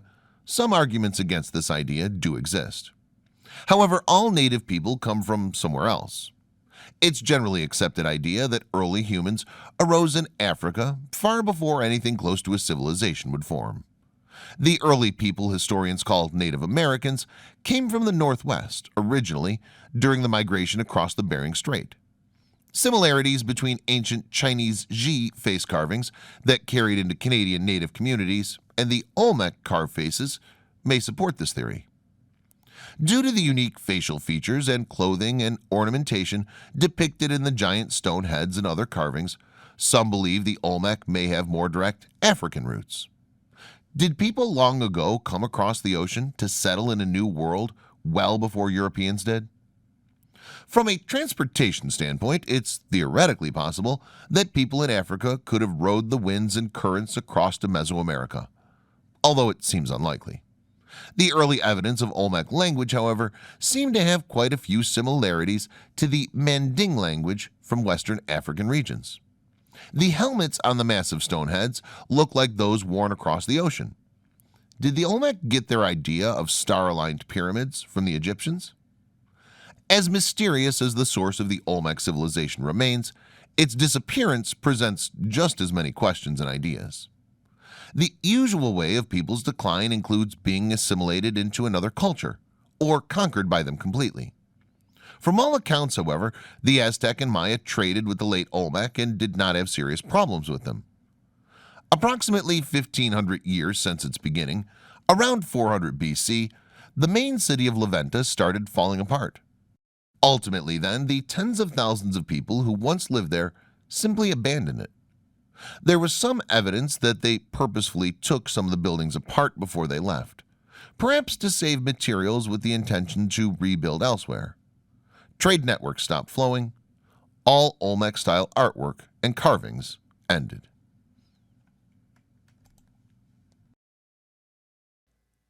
The Osirian Empire.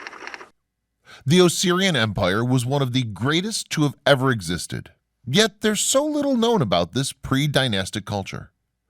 Originally located both on the fertile floor of the Mediterranean Valley and upon the edge of the North African continent, where, because they themselves were of Atlantean origin, they lived in some sort of truce-oriented peace with the surrounding Atlantean-dominated peoples of the surrounding lands. With estimates of over 200 sunken cities and towns on the Mediterranean seafloor, some of which have recently begun to be located and examined by deep-sea divers. There's clearly little doubt, if any at all, that there have been quite advanced civilizations living within this once dry and fertile valley, but far, far back in what our academic scholars would probably describe as prehistory, when the bulk of mankind elsewhere were still allegedly humble nomads living in caves and chipping at flints. But why were these Osirians living as a separate people if they were themselves of Atlantean origin? Had there been some sort of rift or falling out between this group and their brethren? Were they a breakaway, a splinter group? Why had they chosen to go their own way when their land of origin was doing so well for itself? From what pieces of the puzzle we've been able to put together thus far, and believe us, they're hard to find, it seems to come down to a matter of kingship. The origins of the Osirian Empire. It appears that one of the original princes of the customary 10-crowned rulership of the Atlantean Empire disagreed with some nefarious, self-aggrandizing plot connected with the new cult of the Sons of Belial, which several of his brother princelings, under the leadership of the depraved Prince Belial, a puppet controlled by his elder brother, Prince Seth, or Set, were all deeply involved. It was entirely against the health, morality, welfare, and indeed the very safety of the Atlantean state. And Prince Osiris, a very good man and a champion of the benevolent Law of One, threatened to publicly expose them. Because of his unswerving loyalty to the sun god and to the populace of the empire, his kinsmen expelled this eminently wise and honest prince from the oligarchy, together with his wife Isis and his sister Nephthys, and his son Horus, upon pain of death. The Law of One was a monotheistic religion, which revered only the sun god Ra, who was thought to have his throne inside the sun, as being the sole ruler, benevolent entity, and the original creative force of the earth, stars, and the universe. But when news of this treachery reached the region over which Osiris ruled, his loyal subjects vowed to follow their prince and leave the island of Atlantis. They were also adherents of the godly Law of One religion. So rather than live among Belialists, they resolved to secede from its empire and to set up their own nation in some unoccupied area of the adjacent mainland. Many of the populace of Atlantis, who had heard rumors of the plot, sympathized deeply with Osiris, his family, and their followers, and joined them to escape the growing depravity of their own rulers. In due course, Osiris and his people found a most suitable location in the Mediterranean Valley, and before long they'd established great goodwill with their new neighboring nations, and the new Osirian nation began to prosper and grow. Because of their great wealth of Atlantean wisdom and knowledge of technology, several other nations and tribes elected to join them, and thus the Osirian Empire was born. Osiris himself became a greatly sought-after fountain of knowledge and wisdom upon all manner of technological and structural matters by many of the surrounding nations. He's even said to have designed and directed the construction of the massive stone platform of Baalbek in Lebanon, which is famous for its gargantuan stone blocks that are believed to weigh up to 1,500 tons each. From all appearances, it was originally intended for much grander purposes than being merely a foundation for the 2 or 3 very ordinary temple structures which it later carried, and those ruins can still be seen today. Could it perhaps have been the base platform for some enormous towering structure that would have dwarfed even the pyramids? Some historians have even speculated that Osiris may possibly have been the original biblical Nimrod, who built the Tower of Babel. However, we have no idea of the massive constructional engineering marvels that still await eventual discovery, should the Mediterranean Sea ever become a desiccated sandy depression again. It's also reported that a huge 100-foot stone or marble statue of him was produced by one of the grateful nations he had assisted in a like manner, and probably still stands, buried in the mud and silt of the Mediterranean Sea, amid the ruins of his capital city. As a one-time ruling prince of Atlantis, Osiris's mental fund of esoteric and technological knowledge must have been enormous. However, to discover just how much this was, it seems that we'll have to wait the eventual solving of the puzzles and secrets which will lead to the final unlocking of the hidden repository chambers that lie inside the mysterious Great Pyramid of Giza. 21st century man has already proved what woeful gaps exist in his constructional knowledge of such enormously solid works by his complete inability, despite all his modern high-rise building technology, plus steel scaffolding, cranes, and reinforced concrete, to reproduce the wondrous massive stone structures of those ancient times. Very soon, the Assyrian Empire even extended up into the North African highlands from Algeria eastward, across Libya, and toward Kem and Kush. At the time, there was no actual land of Egypt. What was later to become the River Nile was then known as the Styx by the mountain people of Crete and Cyprus. It had carved out a 900-mile-long ravine from the Aswan Plateau, where it thundered over a high precipice, to where it flowed outward into the enormous Mediterranean Valley. There it had gouged out a great freshwater lake to the south of Crete and Cyprus, before turning westward to flow between Malta and Sicily, finally terminating in another deep lake between the highlands of modern-day Italy and Corsica. Even though 2 other large rivers also flowed into the Mediterranean Valley, their waters were all evaporated from similar lakes as rapidly as they were filled. Thus, the Great Depressed Basin remained largely dry land. Egypt, as we shall soon see, is quite literally a comparatively new land. Swiftly, most of the vast valley came under the benevolent rule of the Assyrians, and they built many large cities and towns upon its luxuriantly fertile floor. A comparatively recent bathymetric survey of the Mediterranean seafloor has shown up the remains of at least 250 cities. Some have even been studied quite recently by deep-sea diving expeditions, and many ancient Egyptian or Osirian artifacts were recovered and brought to the surface. The end of Atlantis. In the meantime, however, the rulers of Atlantis, led by Seth, had not forgotten Osiris, nor did they admire his success in establishing a new empire of his own, and they sought ways and means to rid themselves of him once and for all. If they could reduce his power, his empire would be helpless, and they could graft it back into that of Atlantis. But they had not reckoned upon the unpredictable hand of nature. For many millennia, Atlantis and its several islands had been subjected to sporadic volcanic outbursts and frequent earth tremors. In fact, there were records of at least 2 quite large catastrophes having already engulfed some of its larger islands over the past 40 millennia. The first such event occurred around 50,000 BC, and the second around 28,000 BC, in which the major continent was split into 5 portions.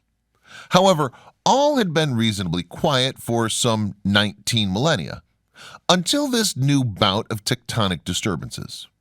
But it all finally came to a head with appalling suddenness. In 9500 BC, when, entirely without warning, the entire major landmasses of Atlantis simply burst asunder in a final series of cataclysmic explosions, and within a single day and night, most of Atlantis vanished, almost without a trace, beneath the Atlantic Ocean. Millions of native Atlanteans died in the catastrophe, but quite a large number of survivors escaped in ships, rafts, or whatever they could cling to.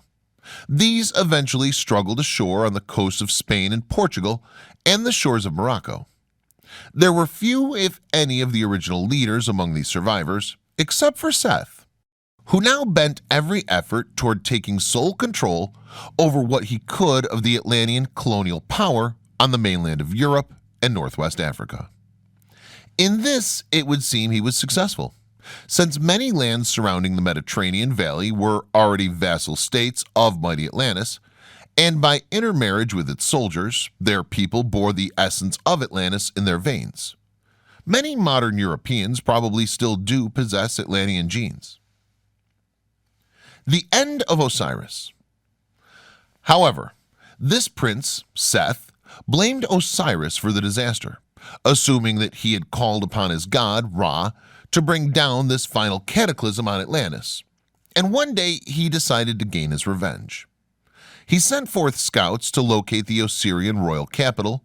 Then, after learning its whereabouts, with a troop of his soldiers, under cover of darkness, Seth descended the steep incline from the Libyan highland and approached Osiris's city.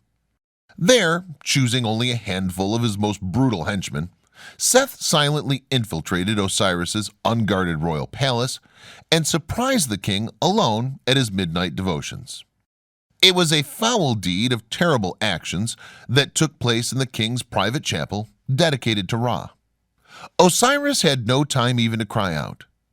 After a final gloating inspection of their hideous work, Seth led his team of revengers silently away, completely undetected, out of the still sleeping palace.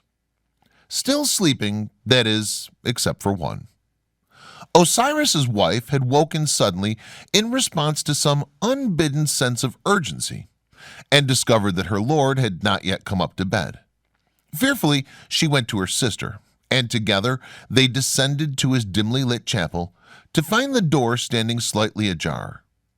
As she opened the door wider and saw the carnage they had wreaked. When Horus, now a grown man, woken by his mother's screams, entered a few seconds later and witnessed the horrific sight, he was seized with a terrible admix of horror, grief, and a towering paroxysm of uncontrollable rage. Like his mother, Horus guessed at once who had done the deed, and after doing his best to comfort her, he left his mother to the tender care of her sister, Nephthys, and her handmaidens. Swiftly marshaling a large troop of royal cavalry, he set off at a wild, maddening gallop into the darkness to catch them. But alas, by then they had vanished like mystery men into the night. He and his cavalry troopers scoured the surrounding region all the rest of that night and much of the following day, before finally abandoning their fruitless search. However, Horus pledged himself to a solemn vow that he would strive to have Seth caught before he passed. A black pall of sadness and despair descended upon the entire Osirian Empire for many days thereafter. But eventually, as time began its healing work, Horus realized that Osiris's empire must go on, and returned to their now onerous duties of leadership, guidance, and justice for his people.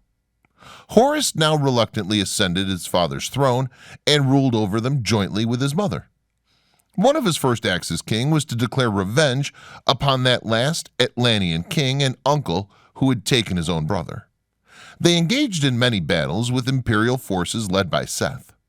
In this they were aided by a large colony of ancient Athenians, the forerunners of those Athenians mentioned in the more recent and familiar Greek classics, who occupied the northeastern end of the vast valley, and who had no reason to love Atlantis since they had long been their deadliest enemies, and had once even triumphed gloriously over them.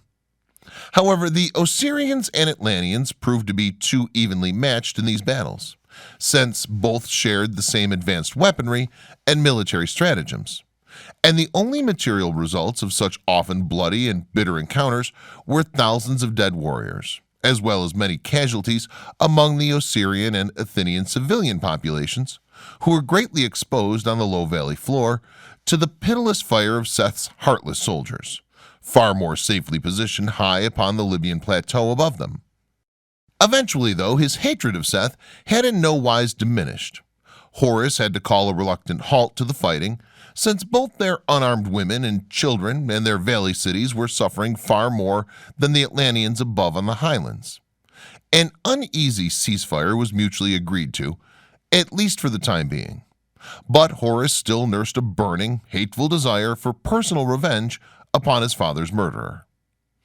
In the fullness of time, Osiris became a god to his people and their descendants, and his memory was greatly revered and venerated. So much so that at the behest of his aging widow, they undertook a great task in his honor, by building a great stone pyramidal cenotaph to perpetuate his memory, high upon a great plateau of solid rock that formed the towering western corner at the mouth of the deep gorge of the Styx, near the Mediterranean Valley's eastern end. Strangely, there was already a giant monument on that plateau, in the shape of a great elongated stone lion, resting upon its belly with long forepaws outstretched before it, within a shallow depression and facing towards the rising sun. The Osirians had no idea who had built it, or how long it had lain couchant there, gazing toward the eastern horizon. But judging by the deep weathering upon its worn stone surface, it was obviously the totem or god of some archaic race that had vanished into the mists of ancient time, even before Poseidon founded Atlantis. As mentioned before, this deep, dark, and narrow gorge, which the river Styx had gouged out over many millennia, ran back for 900 miles to the huge 1,000-foot high waterfall at Aswan. The Pyramid of Osiris was completed within a single year using the ancient, almost miraculous technological skills and mental powers of the Atlanteans, by a team of men only 300 strong. Vast blocks of stone were quarried and precision trimmed from carefully selected sections of rock strata using crystal-powered drills and cutters, as well as melting wands, which cut through the stone like a hot knife through butter. Then they were teleported along the long canyon and levitated up to the Great Flat Plateau entirely by the concentrated mental power of groups, each consisting of 10 chosen sages, chanting in unison and focusing their minds as one.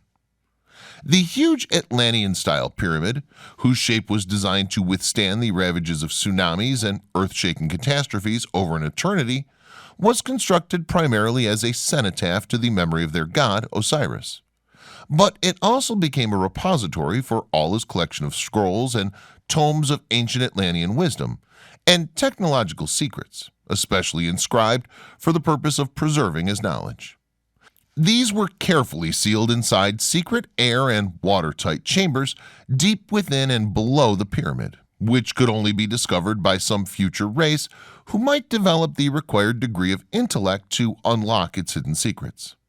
Some of these keys related to the stellar constellations of their time, some to mathematical and geometrical puzzles, and some to plain mental prowess and abilities of logic and reason. But all the answers were there, hidden in plain view, in the pyramid structure, for those in the future who might have the intellect and mental perception to work them out. Once the Great Pyramid was completed, it was sealed up by various cunningly devised mechanisms operated by natural physical forces.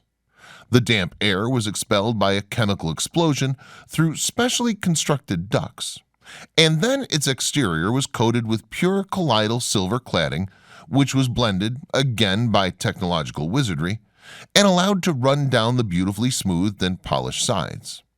The gleaming silvery white structure was finally surmounted and crowned by a gold-sheathed pyramidal capstone. The memory of great Osiris and his achievements would live forever. The finished pyramid was a brilliant sight to behold, especially during the first moments of the sunrise, whilst the valley still lay in darkness and the sun's first rays struck its silver eastern side and its glistening golden pinnacle.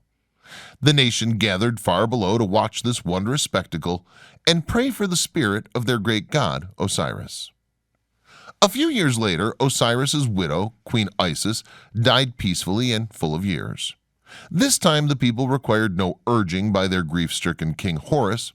Again, the same men came forward and began work upon a second pyramid to honor the beloved widow of the great god. Again, the work was done swiftly and with total perfection. But this pyramid's hidden chambers contain new secrets pertaining to the future of the earth and the universe. It also housed a wonderful library of all the arcane knowledge that Isis had required during her lifetime, since she had been a great seer and prophetess in her later years, and had been granted many great visions of the future, the universe and the unseen kingdom of its great creator, the glorious emperor of all the gods.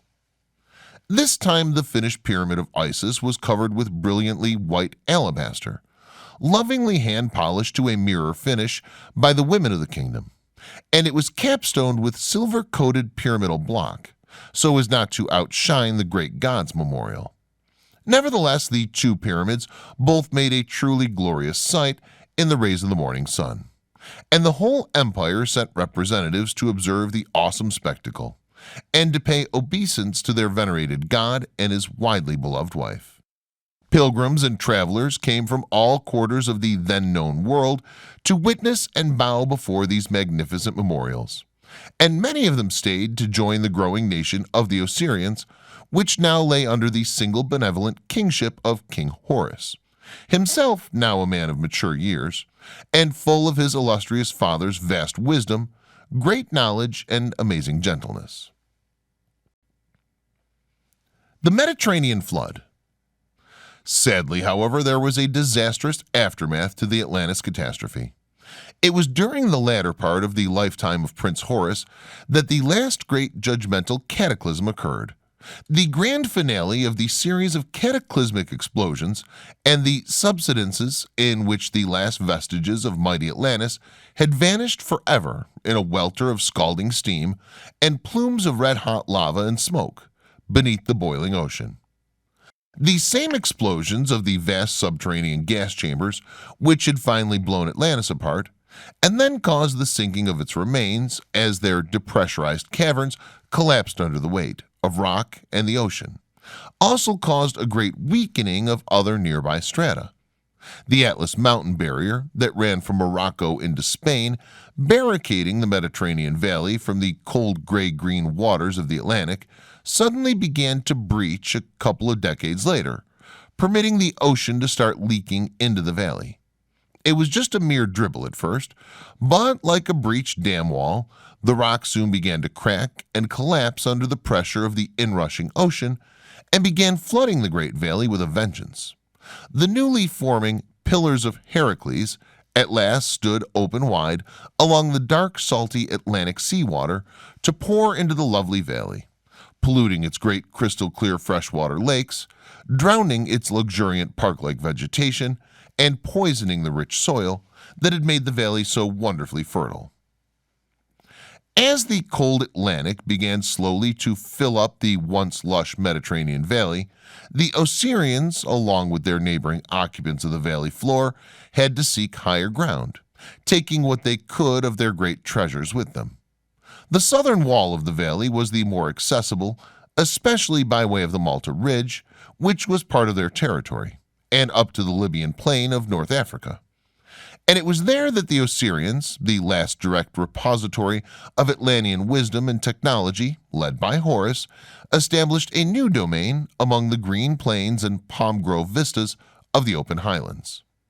Many of their former neighbors from the valley, especially a large number of Athenians, who had also occupied a large area of the northeastern end of the valley, joined forces with them, and soon Osirians became a strong and mighty empire.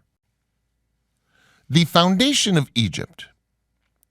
It was this wonderful change that attracted the Libyan Osirians into the new land that was to become Egypt, where they set about establishing yet another great empire, one that was to become almost as powerful and rich as the one from whence they had originally hailed beyond the now famed Pillars of Hercules. Needless to say, they brought with them all the ancient wisdom of Atlantis. And part of this was their vast and jealously preserved fund of technological knowledge and skill in the art of handling enormous feats of high-tech stone construction, of which we still know nothing. Sadly, by this time, King Horus himself was a fading but beloved memory. He had died soon after his Libyan empire had begun to develop, lying propped up on his deathbed, facing east towards the pyramids of his beloved parents, to witness his final sunrise. As he lay dying, he had a great vision and rallied his wasted frame into a sitting position, his frail arms held out to greet the rising sun. "Behold," he cried in an awesomely strong voice for a dying man, "the sunboat of Ra brings my father Osiris upon his daily rebirth to gaze again upon his children. I go now to join him upon his flight across the heavens." And so saying, he fell back upon his couch. At that very moment, his favorite falcon, which had been perched upon the foot of his bed, took to the air with a loud clapping of wings and soared upwards into the dawning sky until it was lost to the view of the gathered elders. Surely this was a sign from Ra. The king's final words registered deeply with all present, and they marveled greatly at them.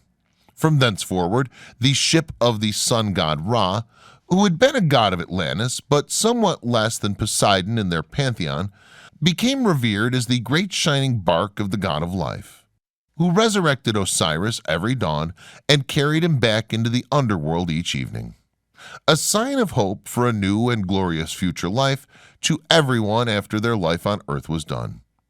King Horus became as one with the falcon, who was able to accompany Ra's celestial boat across the sky. So it was that the falcon became a god, an embodiment of Horus, who would carry prayers and supplications to Ra, who kept close watch over his subjects below.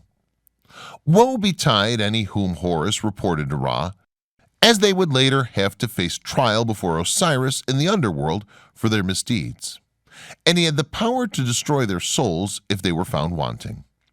Thus Osiris became both the god of resurrection and life for the good, and of soul death for the wicked. So the Eye of Horus glyph became a symbol of fear for all who worked evil, for Horus was the eye of Ra. Although Horus had not seen Seth's evil head raised upon a spear, at least he had eventually confronted his wicked uncle when he challenged his right to the Osirian throne, and had fought a mighty battle against him. In this he had succeeded in emasculating Seth and mortally wounding him at the cost of one of his own eyes. But at least Horus had retained his throne honorably, whilst the now impotent but still malevolent spirit of Seth was relegated by the god Ra to serve a minor role as the god of storms, wherein he could only vent his vicious spleen with thunder, hail, and lightning bolts. Horus himself now became recognized as the protector of the righteous, and was later frequently included in sculptures of pharaohs, being shown shielding the king's head from behind with protective wings, even though all future pharaohs to come would not necessarily be good or righteous men. Horus, perhaps feeling unworthy for not avenging his father in quite the way he had vowed, had requested that no pyramid be built for him, lest he might intrude upon the memory and dignity of his beloved parents. However, his court advisors were determined that he deserved a lasting memorial, if only for the solace of his subjects, and built him a smaller period besides those of Osiris and Isis. In this way they felt that the cenotaph of Horus would not in any way detract from those of his parents, who had now been elevated to full godly status, but he would still have a fitting memorial close beside them. It was a compromise, but one that was acceptable to the populace. Better a smaller memorial than none at all. Horus had been greatly loved by all his subjects. Thus did the great culture and architectural splendor of the glorious Egypt spring from the Assyrian Empire, which had, in turn, sprung from the wondrous lost continent of Atlantis. And the rest of this story is all recorded in ancient Egypt's marvelous and colorful history. With the passage of time, a whole new pantheon of gods appeared, many of them being deified animals and birds. Following the elevation of the falcon to full godly status to symbolize the new god, Horus. And even though the glory that was Egypt is now long since faded and gone, the pyramids upon the plateau still wait ever patiently to render up their Atlantean secrets. And the ancient and enigmatic Sphinx maintains his own silent and expectant vigil towards the east, awaiting the return of something we cannot even begin to guess at. There ends the amazing saga of the Assyrian Empire.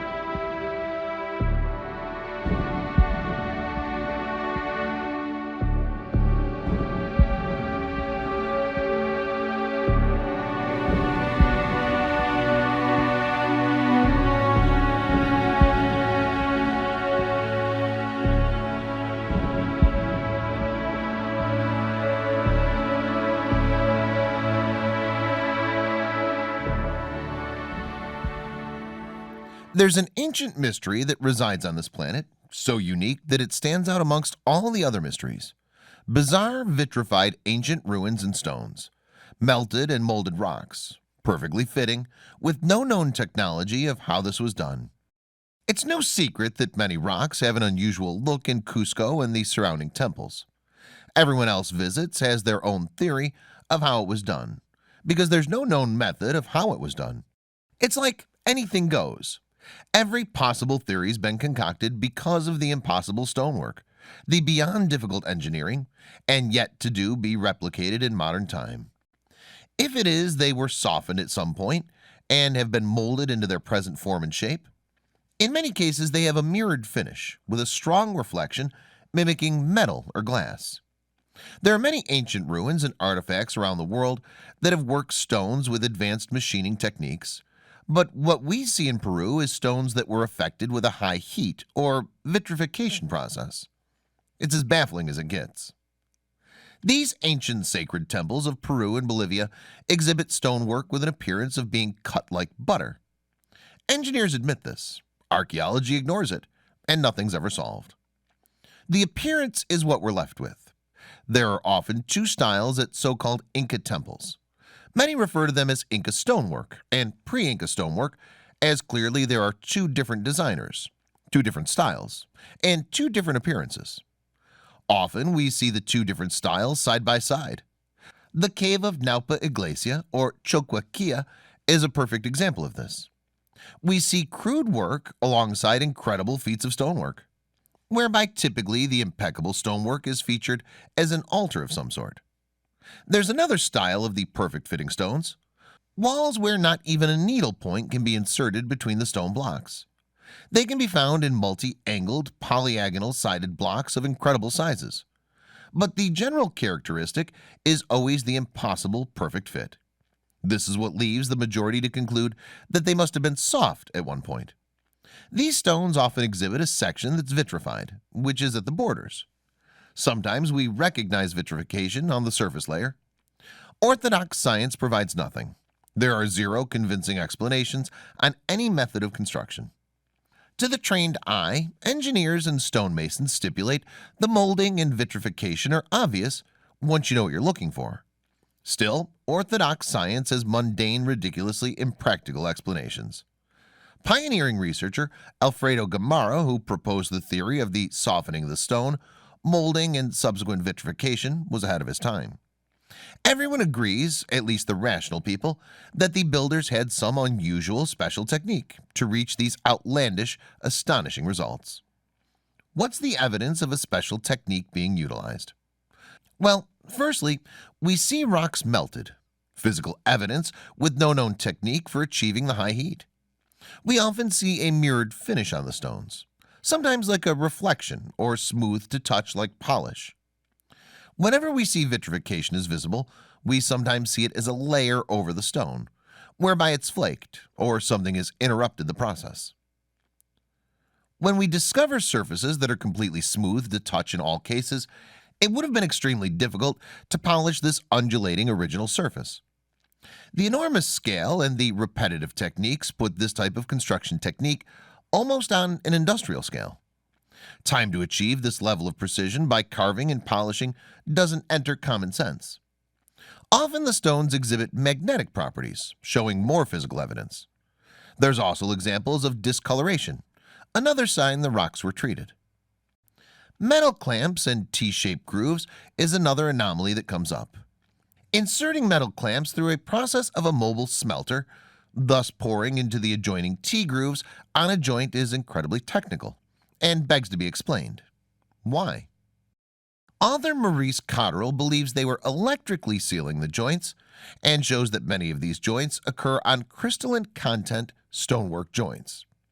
The use of metal clamps and T-grooves happening in Teotihuacan, Ollantaytambo, Coricancha, and the site of Yarak Rumi, Vilcabamba. Examples are also known in Egypt. The grooves appear to be sealed to the colossal blocks in the structure. Pumapunku and Teotihuacan exhibit several grooves which can still be observed. There is wild debate over the metal composition of these clamps, whether it's from a very special alloy. Others say it's of a composition that's perfectly normal for Teotihuacan inhabitants. Why on earth would the builders use or need a small metal clamp to hold large stone blocks in place? Physically, there'd be no need. Symbolically, maybe? Electrically? The T-groove in Ollantaytambo, when observed, not only shows a bigger part of the stone is vitrified, but part of the groove as well.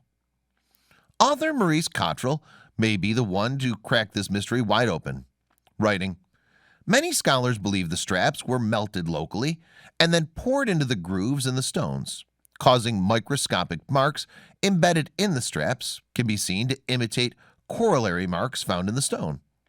If the straps had been poured in situ, then the surface of each strap would be expected to be slightly convex, due to influence of surface tension experienced in the casting process. Secondly, these straps themselves would have adopted a cast line caused by the crack between the stone blocks. But the stones do not feature such a mark. A closer look at one of the blocks shows a discolored outer layer of stone. It's thought the surface of the stone has been somehow softened and later hardened, permitting the introduction of the ready-formed copper strip. This would explain away the flat-top nature of the straps and the absence of the interblock cast line. So, what does this all mean?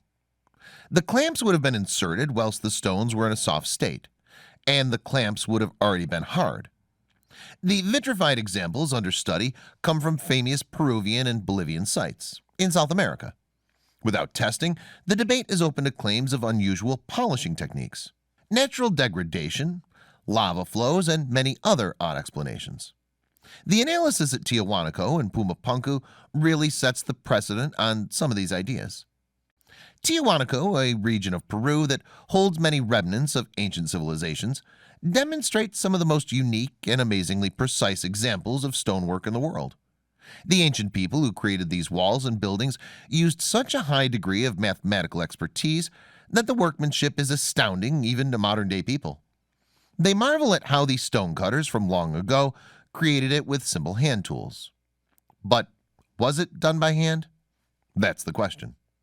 The high plains of Peru and Bolivia and the Andes Mountains holds a wealth of historical sites, each one more amazing than the next. Scholars and archaeologists had only seen the same type of masonry in ancient Egypt before this. Although some historians call this Inca architecture, this later time period civilization had little to do with creating these fantastic structures. The Incas dominated this area from approximately the 13th to 14th century CE up until the time of the Spanish explorers' conquest of the region. Indeed, they built some magnificent structures, But the ones most interesting for their precision and longevity came from even older groups. Some of these empires were called the Wari and Tiwanaku. They existed hundreds or even thousands of years before the Inca came to power. Multiple historians who specialize in architectural studies have dedicated a lot of time and knowledge to figuring out how ancient groups of people who did not use advanced tools or even the wheel could create such structures. The most advanced chisels and hammers of the time would have been created from copper, stone, and wood. With these simple hand tools, people dug granite, andesite, and porphyry out of quarries. After transporting them to their final locations, they then carved them with smooth precision so they would fit together almost seamlessly. What techniques could these ancient experts use to make such flat and smooth surfaces, exact angles, and joints that would not allow a single blade of grass to squeeze between? Historians can only guess about some of the methods that allowed for such unique stone cutting and building styles. Besides the building details that still give modern people pause, another incredibly distinctive trait of megalithic structures found in the Andean plateaus is the vitrification of some of the stones. Although vitrified means to essentially transform something into glass, the stones themselves are not chemically altered. Instead, they're somehow changed to have an exceptionally smooth, shiny, and reflective surface. It allows for a high degree of light reflection that's not usual in granite or andesite. Now it's possible to use modern tools and polish the stone so that it reflects light and even figures most successfully. Ancient people did use abrasives and sand or powdered rock from quartz and other materials to polish decorative stones as well. However, none of these methods would be able to produce vitrified rock as successfully as these ancient people did. Not only was the surface highly reflective, it was altered in an outer layer that could not be explained by any conventional means. The other evidence for the vitrification of Andean stonework in some architectural sites includes textural changes and even color changes from the original rock type seen in other parts of the construction project. Also, people who studied these vitrified stones more closely discovered evidence of softening or melting in order to facilitate the transformation to a reflected surface. They found odd changes in magnetic properties identified with compasses and other tools. There's no true explanation why this would occur or what it would do for the vitrification process. If the large stone with a vitrified surface was attached to others with metal clamps for joining purposes, these sockets also showed signs that they were vitrified in some way. The completeness of the process has surely led to unique speculation and the need for more investigation to figure out how it occurred in those relatively primitive days. Archaeologists have discovered multiple instances of the vitrification differences throughout various ancient megalithic sites in Peru. The following examples are just some that are more intriguing and raise considerable questions for those who study these types of stonework anomalies. Within Cusco, the Incan capital, a certain temple called the Enclosure of Gold, or Quoricancha, was constructed out of large, neat blocks of hard stone used most frequently in the area. These imperial-style structures demonstrate the fine stonework abilities of the ancient architects and builders. Today, Santo Domingo Church and Convent lies on top of the ruins, which makes studying them a bit more difficult, not to mention the distasteful imposing structure on the cultural heritage. What historians have gleaned from their studies shows some evidence that the Incan temple predates their empire by quite a bit. As we outline, the Tiahuanaco architecture, for example, frequently used T-grooves with metal clamps to attach one stone to another. However, the Inca did not use this method in their later buildings. Other details point to the Wari as being responsible for some or all of the construction. Scholars often notice astronomical alignments more often used by those earlier groups. The Enclosure of Gold temple contains the central courtyard, surrounding walls, multiple terraces, and many interior rooms used for a variety of reasons. It would have originally sat on the banks of the Huaytani River, which has changed over the years to a much smaller stream. The temple is edged by a curved wall that seems to have been used for astronomy and the study of the stars. It may also have had significant use during sun worship or ceremonies. This wall shows an excellent example of vitrification of the granite and other stones used here. Some of the evidence of heating or compositional changes are not present, but the stones do reflect light almost as effectively as a mirror. Besides its reflective nature, the Coricancha outer wall clearly demonstrates the precision of stone joinery practiced by these ancient civilizations. Nearly no space or indentation exists between the stones. Even the joints themselves that run parallel to the ground show signs of vitrification. They're also amazingly straight, level, and even spaced. The vertical joints do not follow the same precise paths or rules as the horizontal ones. Still, the pink and gray granite stone is obviously fitted together with a high degree of skill and care.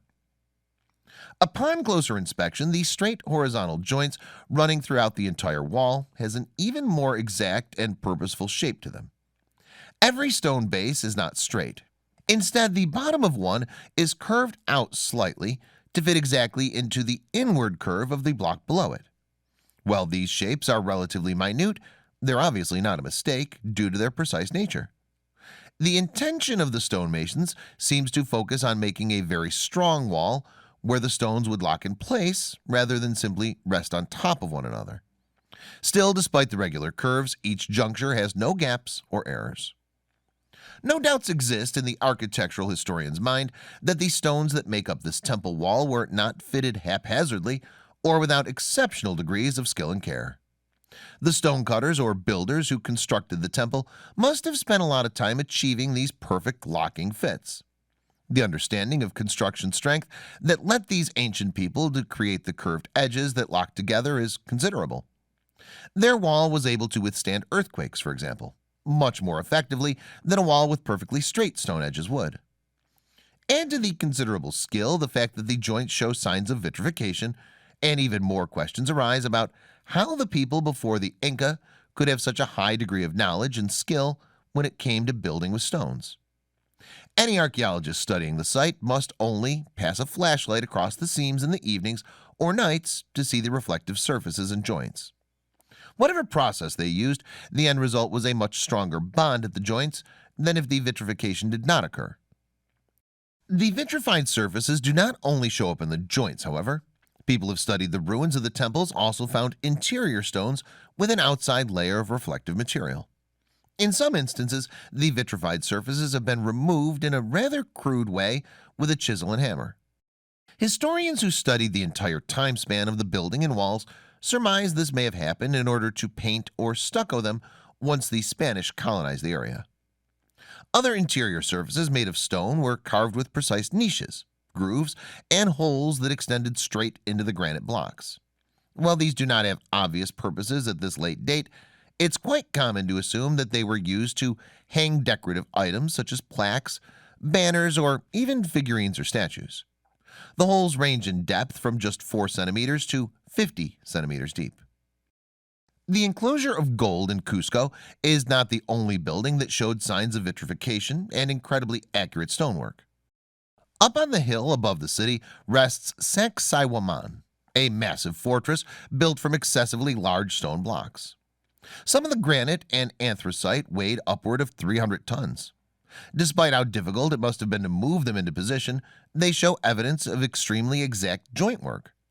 The vitrification that occurs here seems to indicate that high heat was used to shape or connect the megaliths with very narrow seams between them.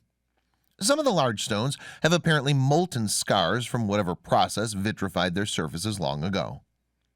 Near this hillside fort lies a unique round amphitheater called Rodadero. One construction feature, called the Throne of the Inca, shows heavy signs of vitrification on many surfaces. These vitrified stones form some of the broad steps that lead up to the top platform, altars and niches undoubtedly used for ceremonies many centuries ago. An added feature is the discovery that these stone steps that show evidence of vitrification are also highly magnetized. Of course, over the millennia, since these areas were constructed, the weather has eroded much of the stone surfaces. This partially destroyed some of the vitrification that may have been evident on most platforms and steps. Some of the larger stones, which weigh over 100 tons, have been altered significantly by what appears to be the application of high heat. Some of the megaliths are split, have changed texture, or their colors been altered from the original natural state. Vitrification is visible on stones in a more protected spot. It's possible that some of the damaged stonework occurred when the parts of the building fell down due to earthquakes, time, and the effects of extreme weather events. However, the evidence that extremely high degrees of heat contributed to the problem leaves some historians mystified. Also on the Rodadero Hill, archaeologists discovered a tunnel with the vitrified stone ceiling and walls. Additional tunnels and natural cave parts show mirrored surfaces that reflect light easily. Erosion has opened some of these tunnels to the weather since they were built in ancient times. This helped researchers discover more about the extensive network and experience the vitrification in more obvious ways. However interesting the tunnels are, there's no evidence that clearly shows what they were used for. Also, near Sacsayhuaman, another ancient architecture site called Kenko shows off the ancient civilization interest in massive stone blocks, careful carving and sitting, and vitrified surfaces. Again, the years have not been kind to the underground areas or interiors of the buildings. Erosion and collapse have opened chambers and tunnels to the air and weather. As with most ancient locations, the exact purpose and use of Kenko is mostly a matter of guesswork and supposition on the part of the baffled historians who research it. The construction, carvings, and chambers included in these structures seem to indicate that the location once contained a canal system. Also, a central chamber with altars and tables, which is assumed to be religious or funerary locations, show considerable vitrification. Although interesting from a historical standpoint, the nearby Temple of the Monkeys and Temple of the Moon are often overlooked because the other sites are larger and have more megalithic stones. However, they still provide an interesting look into the construction abilities and lifestyles of those ancient civilized people. A collection of underground caves contains altars and other platforms undoubtedly used for funerals and religious rites. The people apparently used their unique construction techniques to augment the natural geology of the area. In the largest cave with ceremonial trappings, every other wall, floor, staircase, and platform has a vitrified surface. This protected location has allowed the unique surfaces to remain largely unchanged for a very long time. Here, the vitrification is extensive and exceptionally well preserved. The stone surfaces reflect light almost as well as mirrored glass would. Unfortunately, other places in the two temples are now exposed to the outside weather, and the vitrification has started to disappear. It seems there's no shortage of amazing architectural sites in this area of Peru near the Inca capital city of Cusco. Another, called Ollantaytambo, was a massive fort built into the side of a hill. The land was terraced extensively, massive stone block walls were constructed around the perimeter, and the location culminated in a glorious Temple of the Sun at the top. The wall itself represents an incredibly impressive architectural feat for people using simple tools and manpower. Each stone block was transported from a quarry at least 5 kilometers away, across ravines, plains, and hills, and finally up the mountain to the final position. Some weighed in excess of 14,000 pounds. It is these megaliths fashioned from porphyry that impress archaeologists most of all.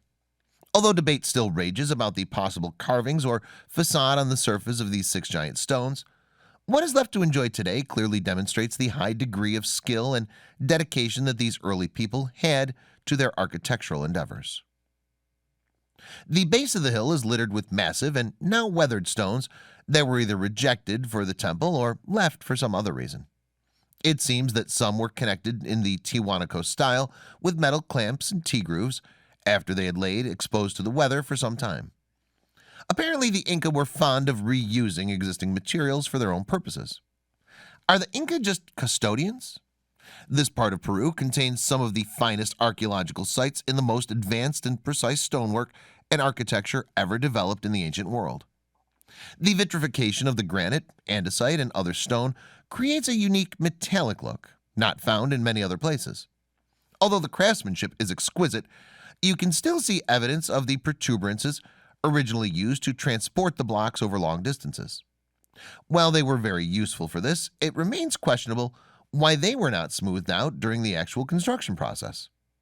It's possible that the part of the property where they're most prominent was not finished like all the others. Atop the terrace of the Temple of the Sun, a multi-sided wall called Ollantaytambo rests. Its reflective surface must have gleamed in the sunlight as the ancient people went about their worship activities. This location has a wide selection of different types of rock: andesite, basalt, pinkish porphyry, and diorite. Like in many other walls and temples, these stone joints have been vitrified so they reflect light. The effect is especially prominent wherever rocks have fallen out or been removed from the structures. It becomes obvious that the adjoining faces of the stones were vitrified before they were fitted together perfectly.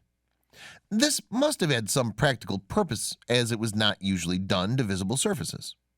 Those were polished in more mundane ways, but not vitrified to create the extremely reflective surface. Although archaeologists see it as an aesthetic trait now, perhaps it was purely functional all those centuries ago. Also, because it occurs only on interior touching surfaces, it's obvious that vitrification was done artificially in some way and not a result of, for example, a wildfire or lightning strike. As interesting as the vitrification of the stone is, researchers disagree on one very important factor. Some argue that the vitrified layer is not part of the original stone at all. Instead, they believe it's a different type of material that was layered on top of the stone as a form of mortar or cement. It's difficult to figure out what the truth is on these ancient structures. From the research that's already been done, the layers seem like the stone, but has undergone some sort of chemical transformation. Another sign that points to a more natural explanation is that some parts of caves and tunnels that have not been changed by human hands also show signs of vitrification. The steps leading to the Temple of the Sun were vitrified on many surfaces.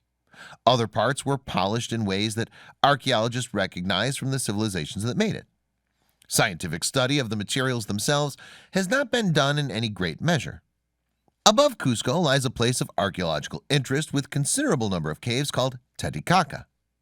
Scientists from a university in Holland were able to take microscopic photographs of the stone itself in order to solve the mystery once and for all.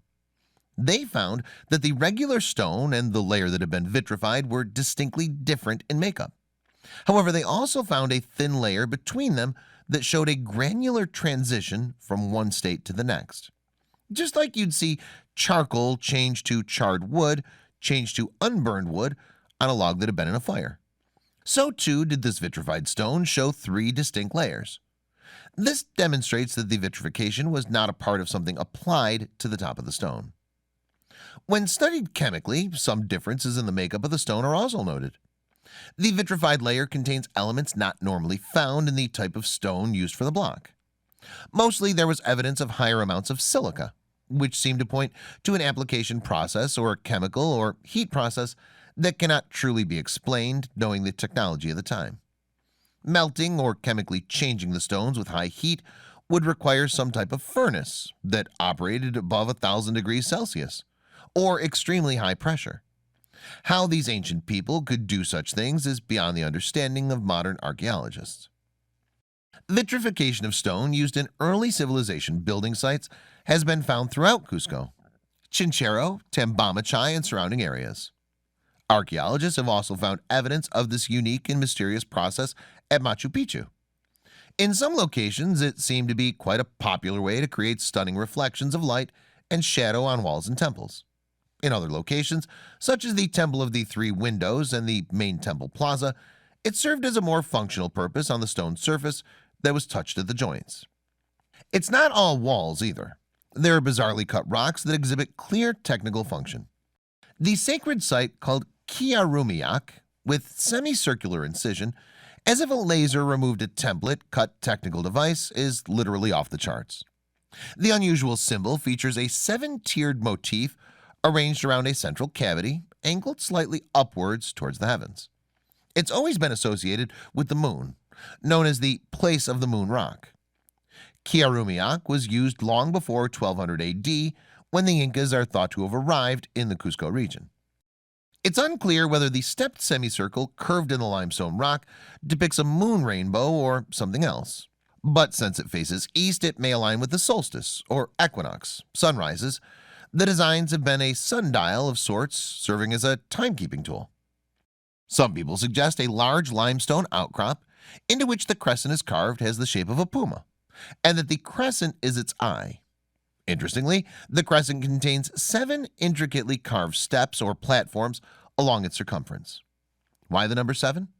Since ancient times, this number has played a significant role in religion, astrology, numerology, alchemy, and mysticism. Especially concerning the measurement of time, for example, there are 7 days in a week, a system typically attributed to the Babylonians, who accorded 1 day for each of the heavenly bodies. The Romans later named 7 days of the week after their gods. Whatever Kaya Rumarok is, it's clearly technical and likely astronomical. The use of such enormous blocks is the only reason these ancient structures have survived until today, even though they're in a seismically active region. Why was it so important they last for thousands of years? The master masons had complete understanding of stone, of masonry, to such a level that they could extraordinary, wonderful feats. The unusual angles, tightly fitted, is what captures the imagination of all who see them. Not even earthquakes can break them loose. This unusual method of interlocking enormous stones together is synonymous with ancient Egypt. Who developed these engineering techniques? Why were these techniques so important? Granite blocks there have been so technically articulated, many believe precision power tools is the only way. Archaeologists are completely puzzled by this ancient site and believe even commenting on it will make them look crazy. Not only do these granite blocks have smooth precision corners, but they also have precise drill holes in grooves at the same depth consistently. It's completely astonishing work, no matter what way you look at it, even by today's standards. Yet insults of primitive cultures doing this is still the narrative. The H blocks at Pumapunku seem to get the most attention. The whole site looks like a prefabricated system of construction. Pioneering technologist Christopher Dunn has sophisticatedly showed the dovetail design in the H block to incredible accuracy and clearly intentional. Everything points to lost technology. Mechanical, engineering, and logistically, analysis with every aspect of their methods of construction. It was clearly easy for them to do this, whatever their method. Even alternative researchers seem to polarize themselves when there are clearly 2 different technologies at play: the ability to heat and soften stone, and advanced machining techniques. Teotihuacan. The ruins of Teotihuacan Pyramid Complex were a thriving cultural center. Many describe it as the first great city of the Western Hemisphere. Wrapped in mystery as its inhabitants disappeared from the record, leaving no documents to explain this vast architectural marvel. The scale of Teotihuacan is mind-boggling. The bizarre aspects of many of the features are equally puzzling. Their monuments and art capture the imagination of everyone who visits this place. In the ruins of the city, the 3 pyramids dominate the skyline. Although 3 major ones still stand, there have been as many as 200 smaller pyramids just a few feet from each other. Estimates of about 150,000 inhabitants are thrown around, but no one really knows, since they all vanished without a trace, leaving their apartment complexes in the city, which stretched out for some 20 square miles. The scale of this place is jaw-dropping, making it one of the ancient world's largest cities of that epoch. Located some 30 miles away from modern-day Mexico City, it would be very easy to confuse the Teotihuacans with the Maya, Toltecs, or the Aztecs. The Maya, who lived hundreds of miles away, were ethnically distinct from the Teotihuacans, and culturally too. The Aztecs, however, may well have descended directly from the Teotihuacans. Yet they proclaim to have discovered it several hundred years after its collapse. If they did descend from this group, they would have to have left, forgotten it, and rediscovered it. The Aztecs called this mysterious place the City of the Gods. Teotihuacan, the City of the Gods, today, it's the most visited archaeological site in Mexico. Yet it's still one of the least understood monuments in Mexico, with so many baffling discoveries and mysteries associated with it. Located 30 miles from Mexico City, in the Mexican Basin, this site is home to many of the most massive pyramidal structures created during the pre-Columbian American Age. The Temple of Quetzalcoatl, which is directly in the center of the city, is monumental, complete with lavish offerings and ultra-fine decorations, with huge hand-carved snake heads in the stone walls. The feathered serpent pyramid sits on top of the temple, and many have focused on the enigma of who or what the feathered serpent was. There are also the famous pyramids, called the Pyramid of the Moon and the Pyramid of the Sun, which are two of the world's largest pyramids, and often linked with astronomical alignments. Architects and engineers have speculated that Teotihuacan pyramids took approximately 350 years to construct. The project began around 100 BC and was not complete until 250 AD. At that time, the estimated population of 150,000 and was larger than any other pre-Columbian American city. Officially, archaeologists have proclaimed the origins of these pyramids, as often told to visitors during their Mexico City tours to Teotihuacan, began with the Toltec civilization of Tula. We know the Aztec revered the Toltec in many ways. The best way to look at the Mesoamerican pyramid builders is to zoom out and see their mother culture, most likely the Olmec. At some point, they split up and fractured into many independent states and culturally different groups. At that point, they'd conquered one another and assimilated some groups into one another.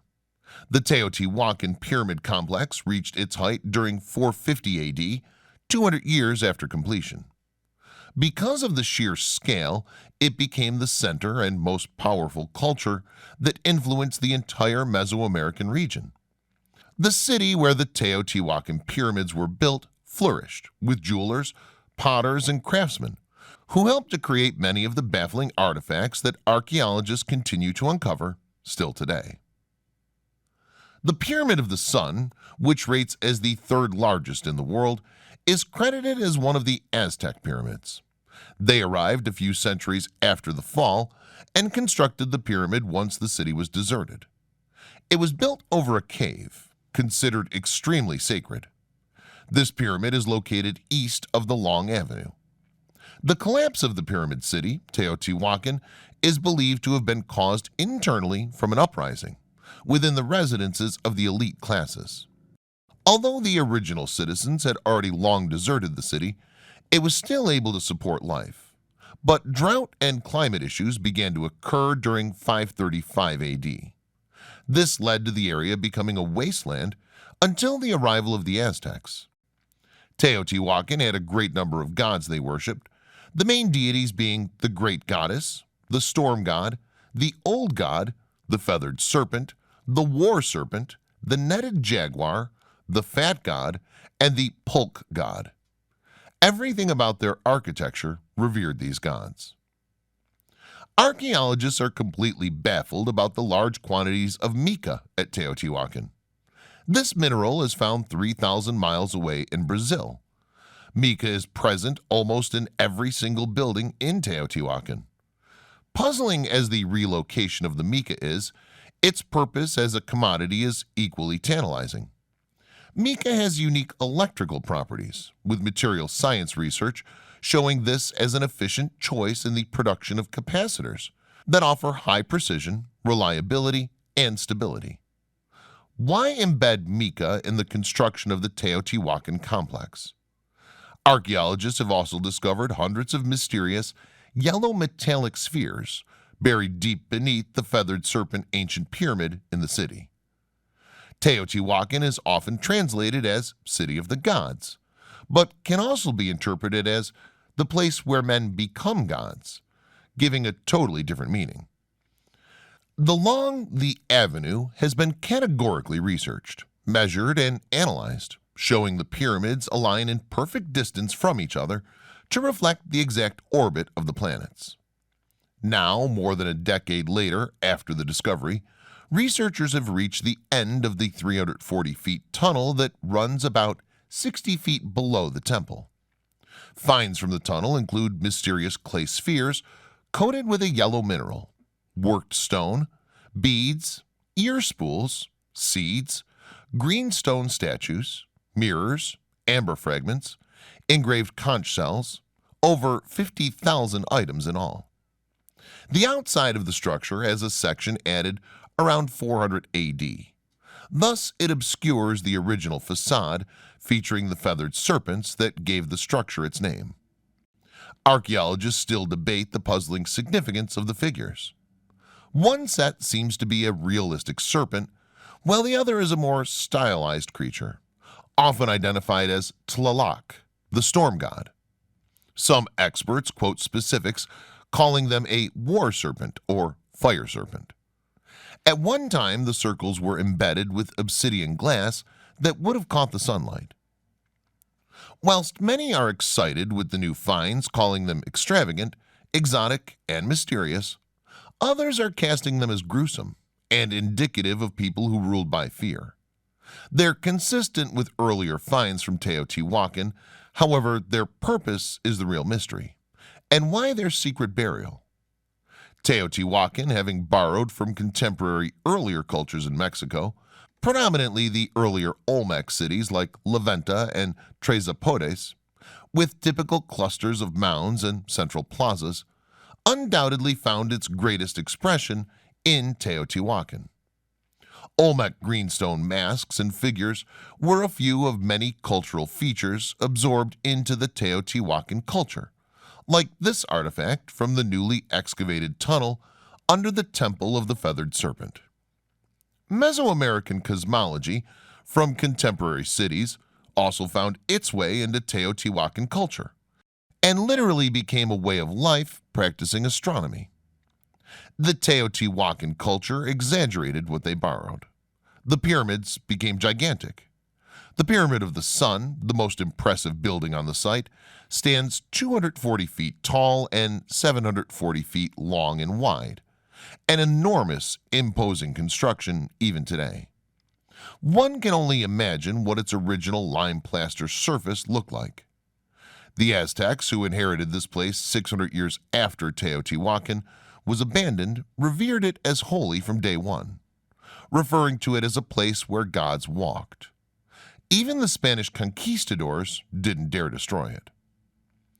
We have important clues from the murals painted of a figure often called the Great Goddess, who's associated with the sacred mountain visible from the site.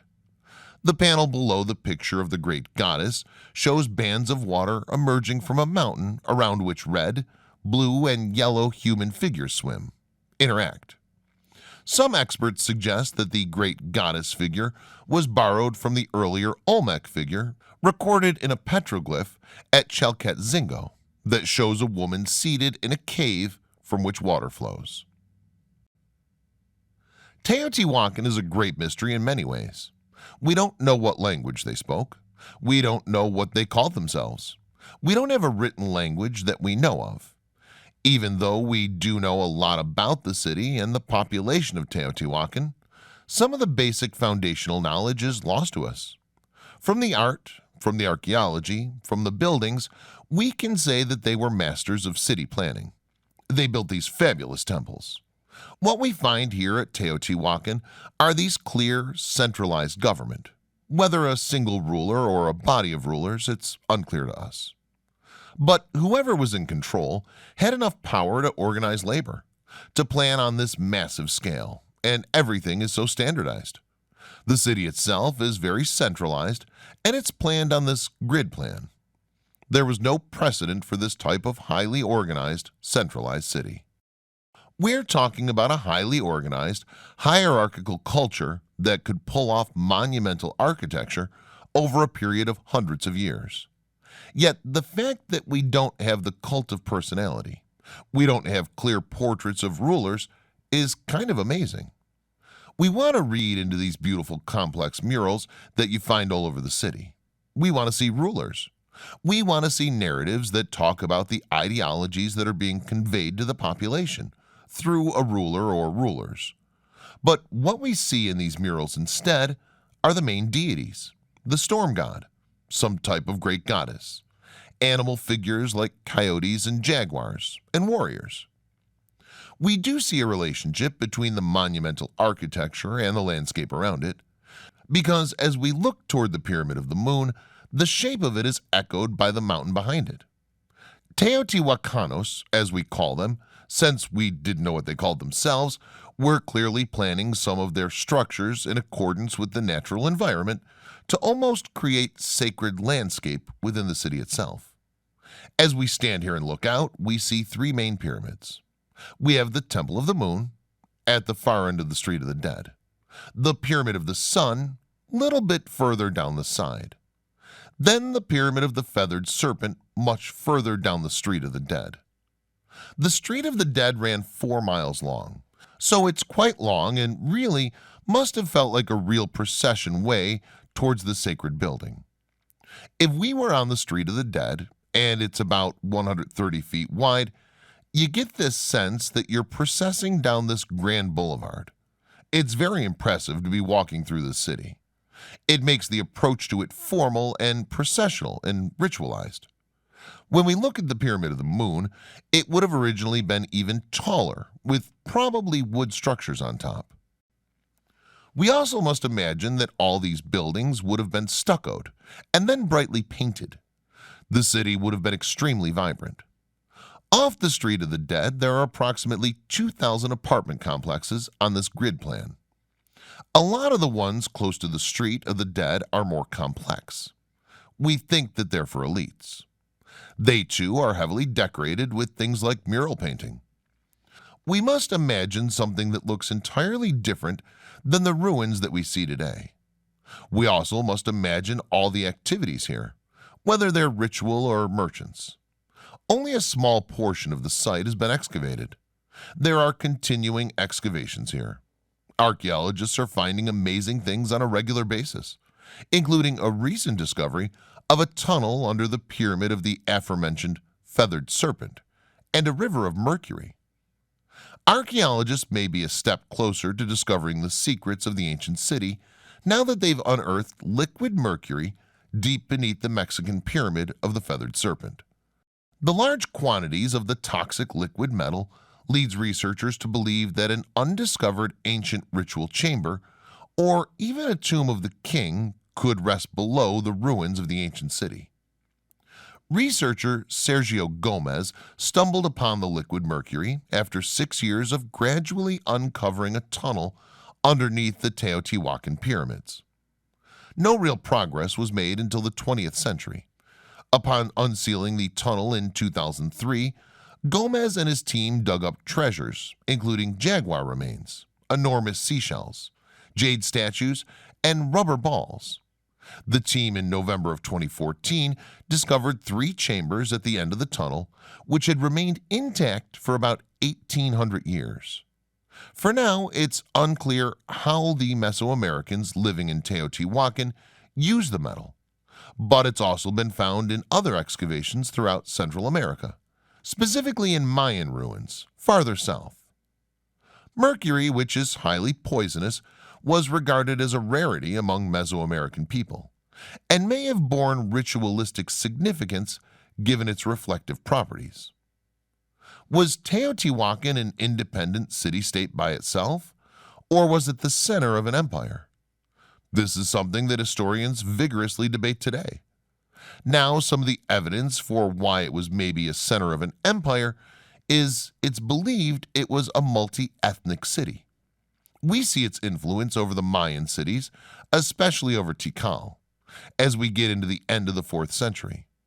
We also see this incredible confluence of people and culture and trade at Teotihuacan, which once again hints that it probably wasn't a standalone city, but it was probably the center of some type of regional influence, or maybe an empire. We don't traditionally see cities of that size form unless they're the center of a larger empire, and they're able to get tribute or taxation from other states. Now, Teotihuacan ends up declining or falling before the Mayan civilization. Now, the Mayan civilization, it's believed, also started to collapse a few hundred years after that. So, as we get into the 800s, the Mayan civilization, we believe, might have experienced some similar things, maybe some drought, some famine, that similarly caused uprisings, division, and allowed that to collapse. Now there's evidence of some of these cities lasting beyond the classical period. all the way up until you have the European colonization of the region. Even the Aztecs considered themselves a mere successor state to the civilization of Teotihuacan. Teotihuacan is unknown along with the ethnicity of its rulers. No one knows exactly who built the city or for what purpose. Archaeologists and historians are unclear whether or not Teotihuacan was an empire, a city-state, or just a religious and commercial center with little or no territorial ambitions. It was one of the largest population centers in all of Mesoamerica. At the time, and some historians say that at its height of population in the first centuries AD, it was easily the fifth or sixth most populous city in the world, with over 250,000 people living there.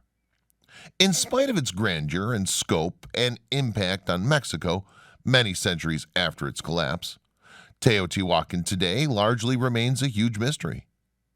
What do we know of this place when the Spanish arrived in the early 16th century? Squatters lived among the ruins. The Aztecs, who ruled the surrounding area at the time of the Spanish conquest, did not build Teotihuacan. In fact, the Aztec Empire only came to prominence about 1,000 years after the height of the city. The Aztecs thought the place holy, and it was said that the gods and the sun itself came from their emperor. Montezuma, it was said, would take regular pilgrimages from his capital city of Tenochtitlan to Teotihuacan, well revered by the Aztecs. No Aztec knew anything about the city's origins, who lived there, or why the place even existed. The city was built on a north-south axis, allied to precisely 15.5 degrees east of the north. The city's grid extended uniformly across a vast land area. At the city's height, around 400 AD, the area included in Teotihuacan proper covered some 32 square miles. Dominating the core of the city is the Avenue of the Dead, or Casa de los Muertos in Spanish, which is over 130 feet wide at its thickest point and runs over 3 miles long. The name Avenue of the Dead is a direct translation of the Nahuatl word for the road Mico-Utli. The Aztecs named it that because they believed the platforms lining the road contained tombs.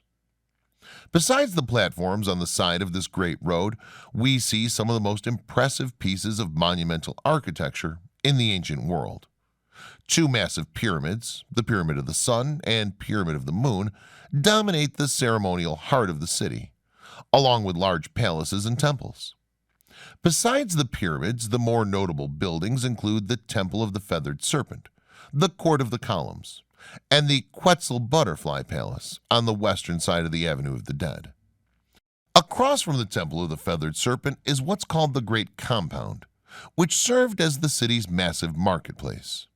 Most of these structures are surprisingly well preserved.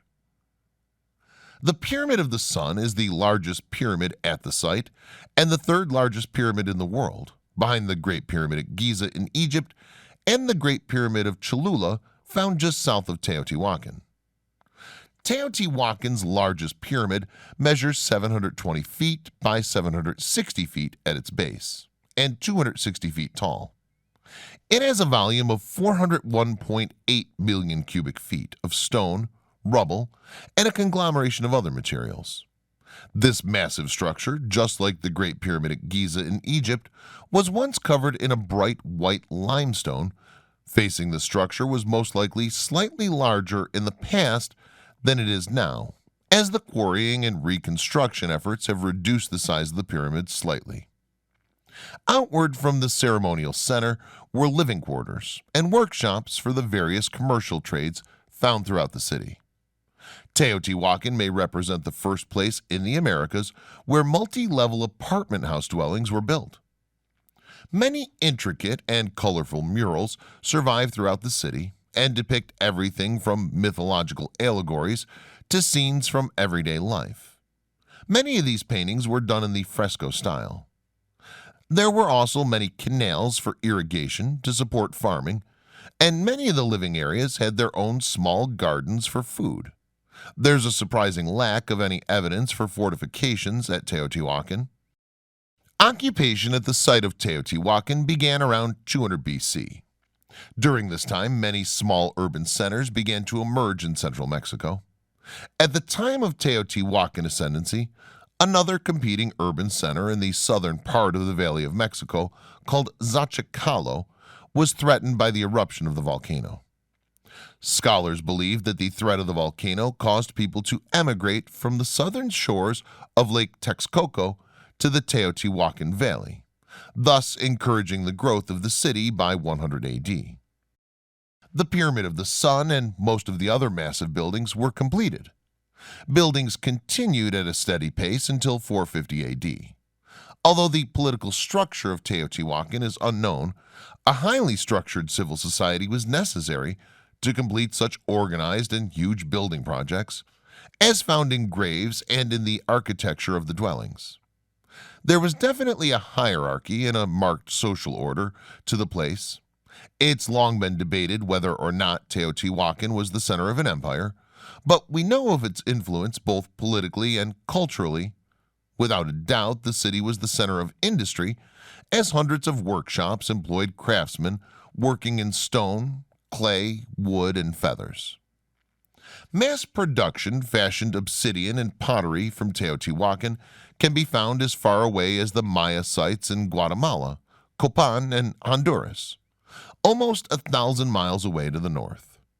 The Teotihuacan trade network reached as far as the area of modern-day Santa Fe, New Mexico, with turquoise mined from the mountains surrounding Cerritos, found 1,400 miles away at Teotihuacan. There was definite contact between Teotihuacan and the ancient civilization of the Hohokam in Arizona, as the Mesoamerican ball game began to appear in the ancient cities around modern-day Phoenix around 500 AD. Some scholars believe that one of the major functions of Teotihuacan was religious practice. Archaeologists have discovered caves and tunnels underneath the pyramid of the city. These caverns may be related to the Mesoamerican creation myth, and the center of the city may have been a place of pilgrimage, much as what has been witnessed in the latter days with the Aztecs visiting the ruins at Teotihuacan for religious reasons. Those scholars who propose Teotihuacan as a political empire that conquered or exacted tribute from surrounding areas, much like the Aztecs cite historical writings from the Maya, who had a written language at the time.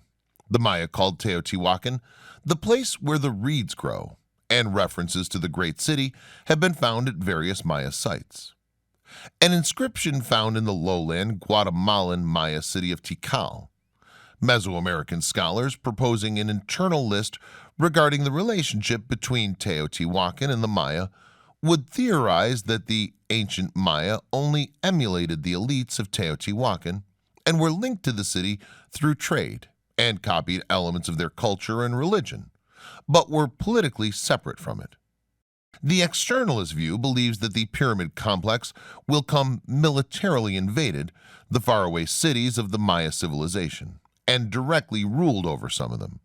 So it's unclear whether or not Teotihuacan was the center of a political empire or merely the center of a commercial, cultural, and/or ideological one.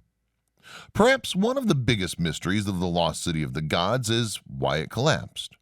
There are many theories that range from external warfare to environmental degradation to the return of the Star People. What we do know is that their art provides us with an insight to their culture, political system, customs, and religion. Teotihuacan art forms that we have today consist of murals and frescoes for political usage, statues, and figurines. Pyramids dedicated to the Teotihuacan gods, and masks carved out of marble. They all contain key aspects of their culture that we can use to further study the Teotihuacan civilization. For example, political campaigns often took the form of murals that beautifully depicted the leadership of political leaders of the Teotihuacan community. They were often found within housing and on buildings to promote the campaign. These murals do not only assist us in discovering more about their political system, but they also help us form an understanding of their trade connections with other areas at the time, and their forms of entertainment like the ball game. One major way that Teotihuacan people recorded their history is through art. Without art, Teotihuacan cultural structure, as we know it, would have a much more undeveloped understanding than the information that we have today. Also, their art was incorporated in everyday life, with the use of masks to cover the faces of people being buried and pouring vessels. They were able to include a multitude of art into their own lives. Another factor that plays a key role in Teotihuacan art and culture is their immense supply of green obsidian. This unique formation of obsidian in the mines within the city provided them with a valuable art supply that was perfect to use. One characteristic of obsidian is that it holds its edges on blades and keeps its detail on carvings very nicely.